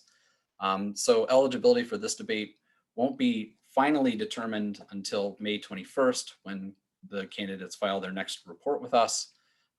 Currently, based on what we've received so far from candidates, there are no candidates eligible for this debate. I think it's entirely possible, just looking at it, that there won't be 2 candidates that actually qualify for this. And the law does say that 2 candidates must qualify in order for there to be a debate. So it's possible that this debate will not happen, but we will know more about that on May 21st. I also just want to know that, again, under the theme of expanding the footprint of debates. On Wednesday, May 26th, we will also be partnering with Brick TV for a Brooklyn Borough President debate that evening. That will be an hour and a half long. So I know there are some Brooklyn folks in the audience tonight that may be interested in tuning into that. It's going to be very exciting. The first time that we've sponsored a Borough President debate, which is a good expansion for this program. The next debate in the Democratic mayoral contest is on Wednesday, June 2nd. This will be hosted by ABC TV. Again, we've got an expansion of the hours here from 7 to 9 p.m., so 2 hours. The first hour will be broadcast over the air, live and live streamed. The second hour from 8 to 9 will be live streamed only. So it won't be available on ABC TV, but it will be available on live stream on ABC, on ABC's website, and really anywhere else on their streaming services.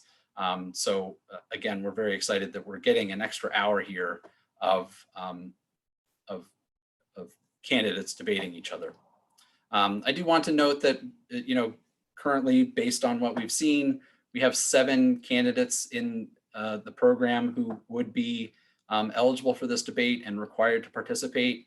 There is one candidate, Ray McGuire, who is a non-participant, and the law says that they are not required to participate, but they may be invited at the discretion of the sponsors. At this point, Ray McGuire is eligible.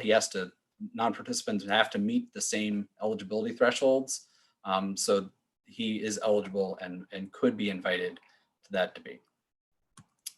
Again, another Republican mayoral debate scheduled for June 6th on Sunday from 11 to 12.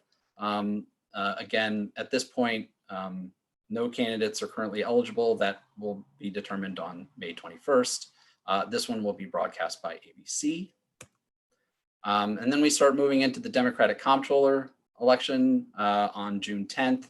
We have a debate, again, by New York One.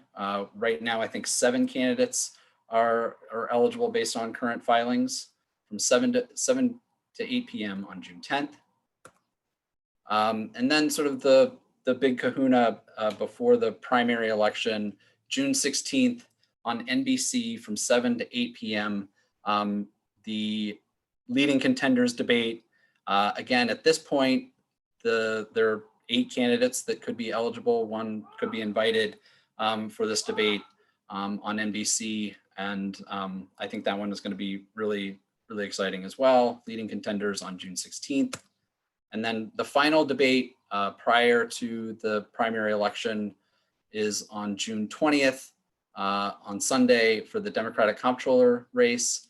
And again, we have 7 candidates there in the Comptroller race who look to be eligible for that debate on Sunday night starting at 9:30 a.m. So just a couple of notes. You don't see any public advocate debates here.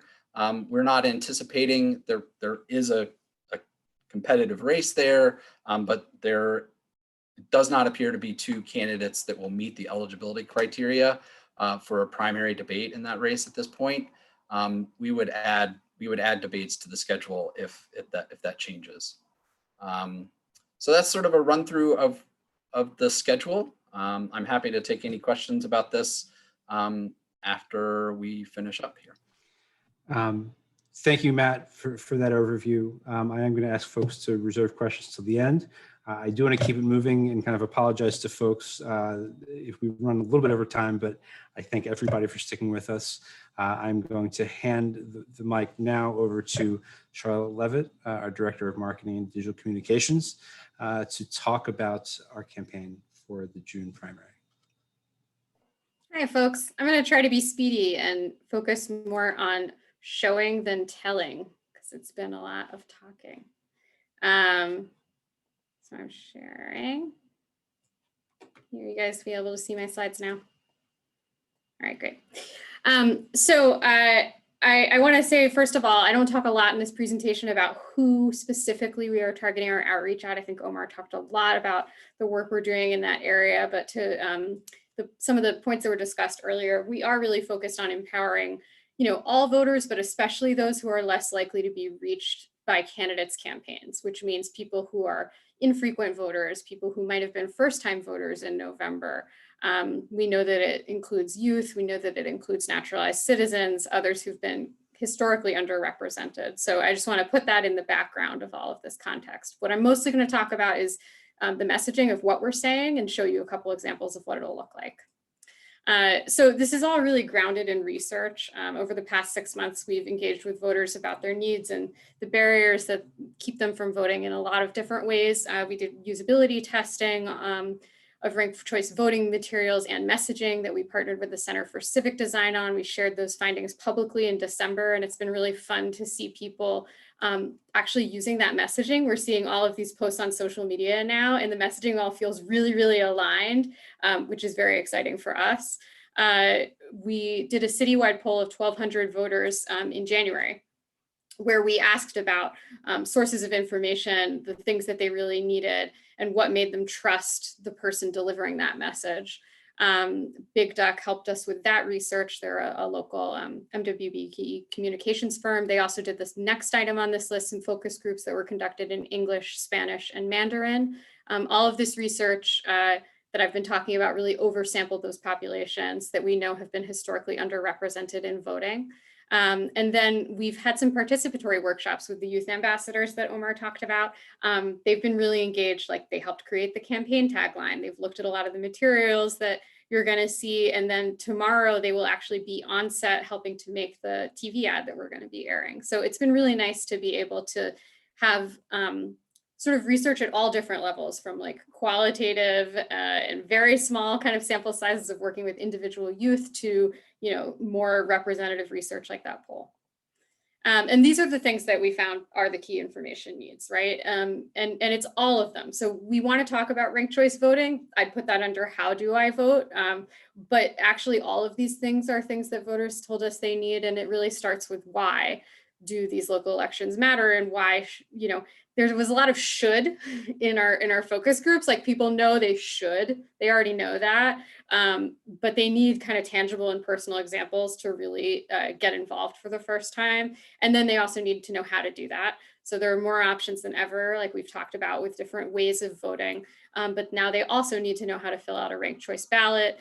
And then they need to figure out who they're gonna mark on that ballot. We know that candidate information is both highly desired, and voters find it relatively difficult to come by the information they're looking for, which is like a one-stop shop where they can look at all the candidates. Obviously, we're uniquely positioned to provide this because of the relationships we already have with candidates and our voter guide. And then they also want to know what they're actually going to do in office. It's like they want to be able to compare the job description and the resume. And so this is partially about why, what do the offices they're voting for do, but then what will the candidates do once they get there? And this kind of maps onto this engagement model that we've talked about a little bit. This is a lot of categories, but this is like how my mind thinks. To me, these are all related horizontally, right? We're engaging people, helping them get informed, then they would register, vote, potentially they become volunteers like Omar was talking about, and they might even run for office. And this kind of maps onto going from someone who's unregistered to someone who's actually a candidate. To me, it also maps to what information they need at those different places in their journey, which is why as we show you the campaign, you'll see that a lot of the things that we think of in marketing as like top of funnel, so advertising, things that are very broad, are really focused on why. And then we want to lead people on a journey where they can find out more about how, find out more about who. We also wanted to embed this personality in everything we're doing. So my slides look different from other people's slides because I'm the marketing person, and we are launching some changes to our look and feel that we haven't yet rolled out everywhere. But we wanted our materials to feel approachable, helpful, independent, which to us is about being unbiased, and activating, which is about being energizing, and also open, so transparent, responsive to people's needs. And that's what's reflected in the new look and feel. I'll show you a bunch of examples you'll see how this comes together. But the kind of components here are this new mark is designed by a pentagram partner named Eddie Opara. And we're working with a local MWBE firm called Once Future that is designing the actual campaign. So this tagline is what we developed in partnership with our youth ambassadors. These speech bubbles are an element of the look. They're actually built on the V in votes, which turns into, you know, your voice. And then this really kind of fun and bright and vibrant color palette. So this is how it looks. So this is kind of like one sample of what the campaign creative would look like, focusing on the issues, why vote, because you care about these things. And if you want to impact the future, you need to be voting. So that's basically our answer to that question, obviously including the dates and then including a call to action that mentions ranked choice voting, and our website is a place you can learn more about that. That's the how. This is how it'll look on the street. We'll see bus shelters going up soon. This is a script for that PSA video that I mentioned. We're filming with our youth ambassadors. They're going to be voter number 2. You know, talking about what people are voting for: racial justice, COVID-19 relief, equality education, healthcare, good jobs, and so much more, because our future's on the ballot. And then bringing that supporting information about the dates of the election, the fact that ranked choice voting is here, guiding you to continue on that journey. We're also partnering with StoryCorps, which is a national organization, but they're actually headquartered in Brooklyn, asking questions like these about why New Yorkers are voting in this historic election. So people will be able to participate. We'll have a handful of facilitated interviews with StoryCorps staff. And then they also have an app so people can self-record their story. So we'll have a workshop that you can attend and learn more about how to do an interview, you know, technically how to use the app. And we're hoping that New Yorkers will share their stories about why they vote. I was thinking about that earlier, hearing some of the stories from people on this call. And, you know, we hope that this will also, you know, help trigger additional conversations about these topics. Similarly, we'll have an influencer marketing campaign on social media using that hashtag of why NYC votes. We're going to give them cute tote bags. We have fun gift stickers and all sorts of stuff for them to use.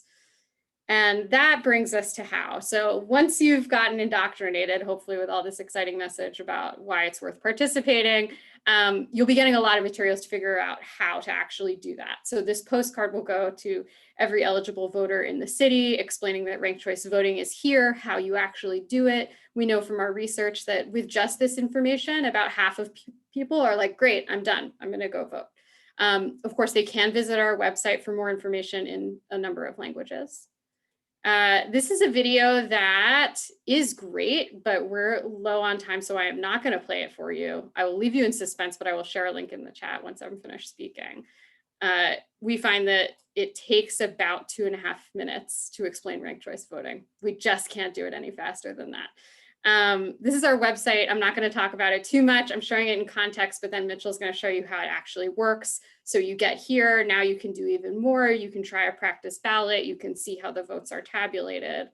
And the website, of course, really covers all of these areas. Mitchell will tell you more about that. But so does the voter guide, especially the how and the who. So this is what it'll look like, again, in line with that new look and feel.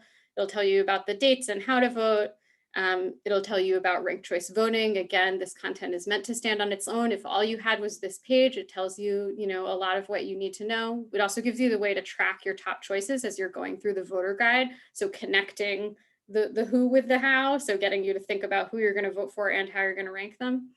And then we have profiles of all the candidates. This is just the first page. Don't worry, we're not leaving out candidates for mayor, but we will have all the candidates in here. This is a little overview of how the media mix is looking right now. And I know we've been talking about additional funding coming online. So where we were when we made this plan is we were going to spend about $1 million on paid media. And this is how it's going to break down. So the biggest chunk you're seeing there is TV, but it's really quite multi-channel. There's a lot of digital, some radio, a little bit of outdoor, which is the green. Print is a smaller share. Eric, I don't know if you want to say more about that right now before I have Mitchell share the website.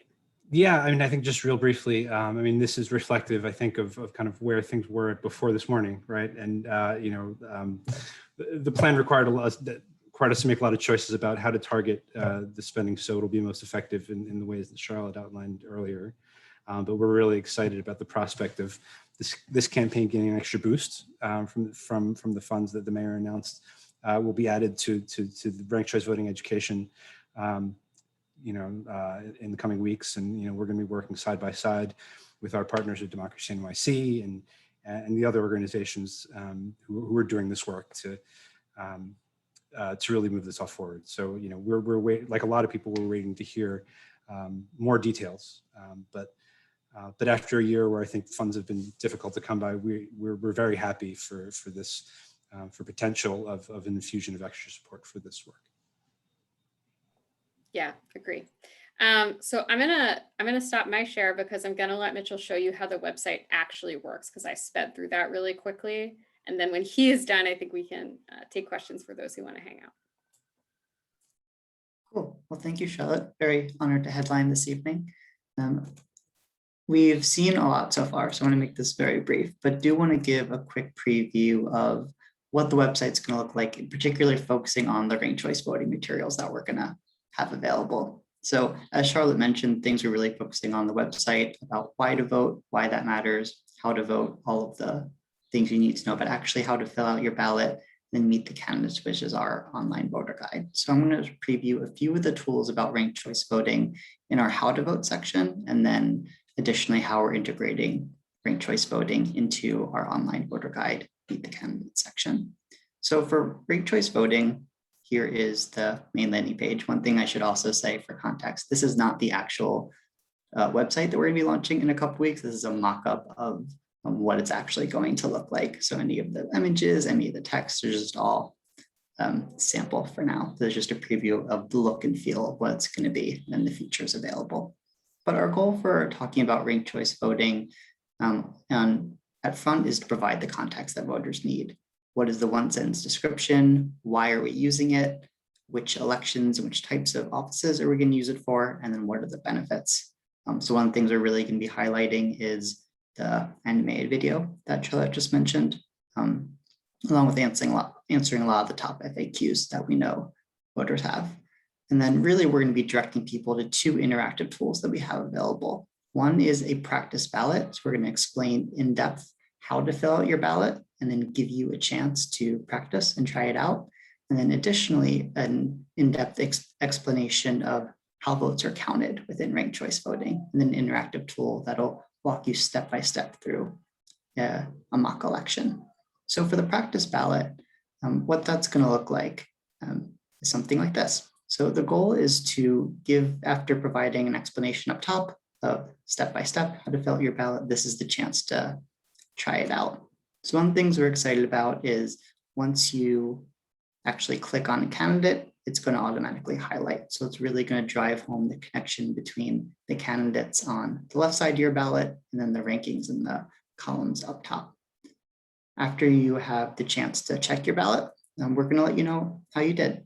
So did you just fill out your ballot completely successfully? Did you fill out your ballot in a way that it would be valid, but maybe you made errors farther down that your lower choice rankings may not count? Or did you fill it out in a way that it would not be valid if you were to submit it that way? So we're going to provide a personalized description for no matter how you fill it out, of exactly how you did. And if you made an error, I'll prompt you to give it another try. So to move on to the how votes are counted tool, what we've done is provided a quick written explanation of how that works, and then created our own mock election. So in this election, there are just 100 votes. And we've created a tool where you can just click through and see exactly step by step what will happen. So one of the things that we're really excited about here is starting off with the orange candidate in first place with 30 votes. I hope I'm not spoiling any suspense here, but ultimately orange is not going to win this election. Which we're excited about is to show an example of how ranked choice voting could be different than the current plurality system. In previous elections, orange would win with only 30%, but we're going to show how another candidate, through gaining additional support, is able to gain a majority. So you see step-by-step an explanation of exactly what happens, and then the demonstration of, for the last place candidate being eliminated, where their votes are going, and going just step-by-step through the very end. And really just wanting to drive home that final point, that the way to think about the results in an election comes down to the two candidates in the last round. So ultimately, purple overtook orange in this election. We make it really clear that purple won 52% to 48%, really having that be how to think about the results. So the last thing that I want to show is within the online voter guide itself. So when voters click to the voter guide, they're going to be able to enter in their address and see a personalized list of all of the offices in their area and the chance to choose their party to see which of those offices they're eligible to vote in primaries for. So throughout the whole voter guide section, there are reminders about ranked choice voting. But one thing we really want to do is when you're looking at individual candidate profiles to really give the sense that you're not only looking for who is your favorite, but who else you'd want to rank. So within candidate profiles, we're going to be asking people to view a candidate ranking tool to really help them think through their choices. So with this tool, you have the chance to choose the election, choose your party, and then we'll see a list of candidates on the ballot. We'll be able to add them to a list of 5 and then drag and drop them in an order. So the goal here is not the, unlike the other sections, isn't an explanation of how ranked choice voting works, but it's a way to think about how to select your favorites and how to choose your candidates while you're looking through the guide and learning more about them. So with that, I will hand it back over.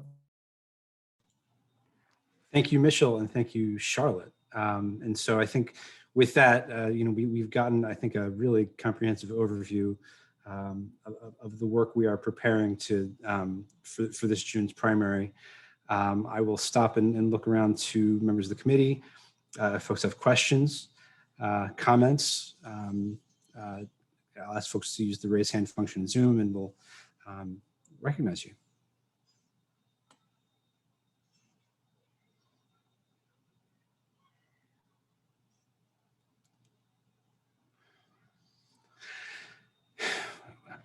Jamila. I was waiting to give other people a chance. This was so much information, and it's amazing. I know our office, Public Advocate, we've been doing a lot around ranked choice voting, and we're really looking forward to working with all of you and amplifying every tool that you have to get this information into the hands of people. That's all I really wanted to say. It's a late night. Thank you for that. There's been a lot to get through. So again, thank everyone for your patience.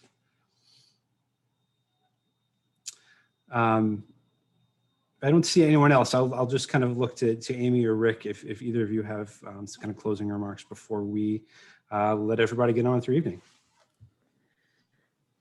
No, I mean, as you know, I think as Danielle said in the beginning, and I mean, again, it's always amazing. I think Omar put it best. It's, we have a small staff to reach, for over 4 million voters, and we are really looking forward to all the partnerships that you have connected us with and all the partners that we work with to really get the message out.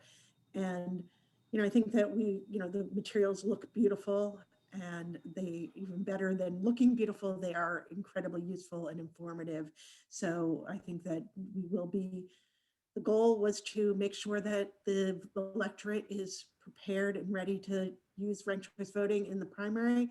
And I think that we will meet that objective.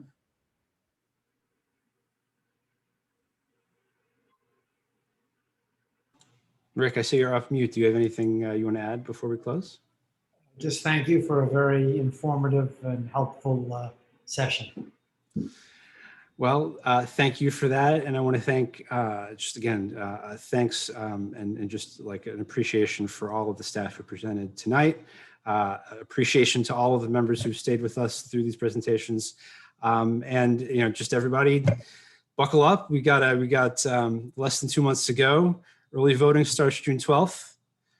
If you're going to vote absentee, make that request now.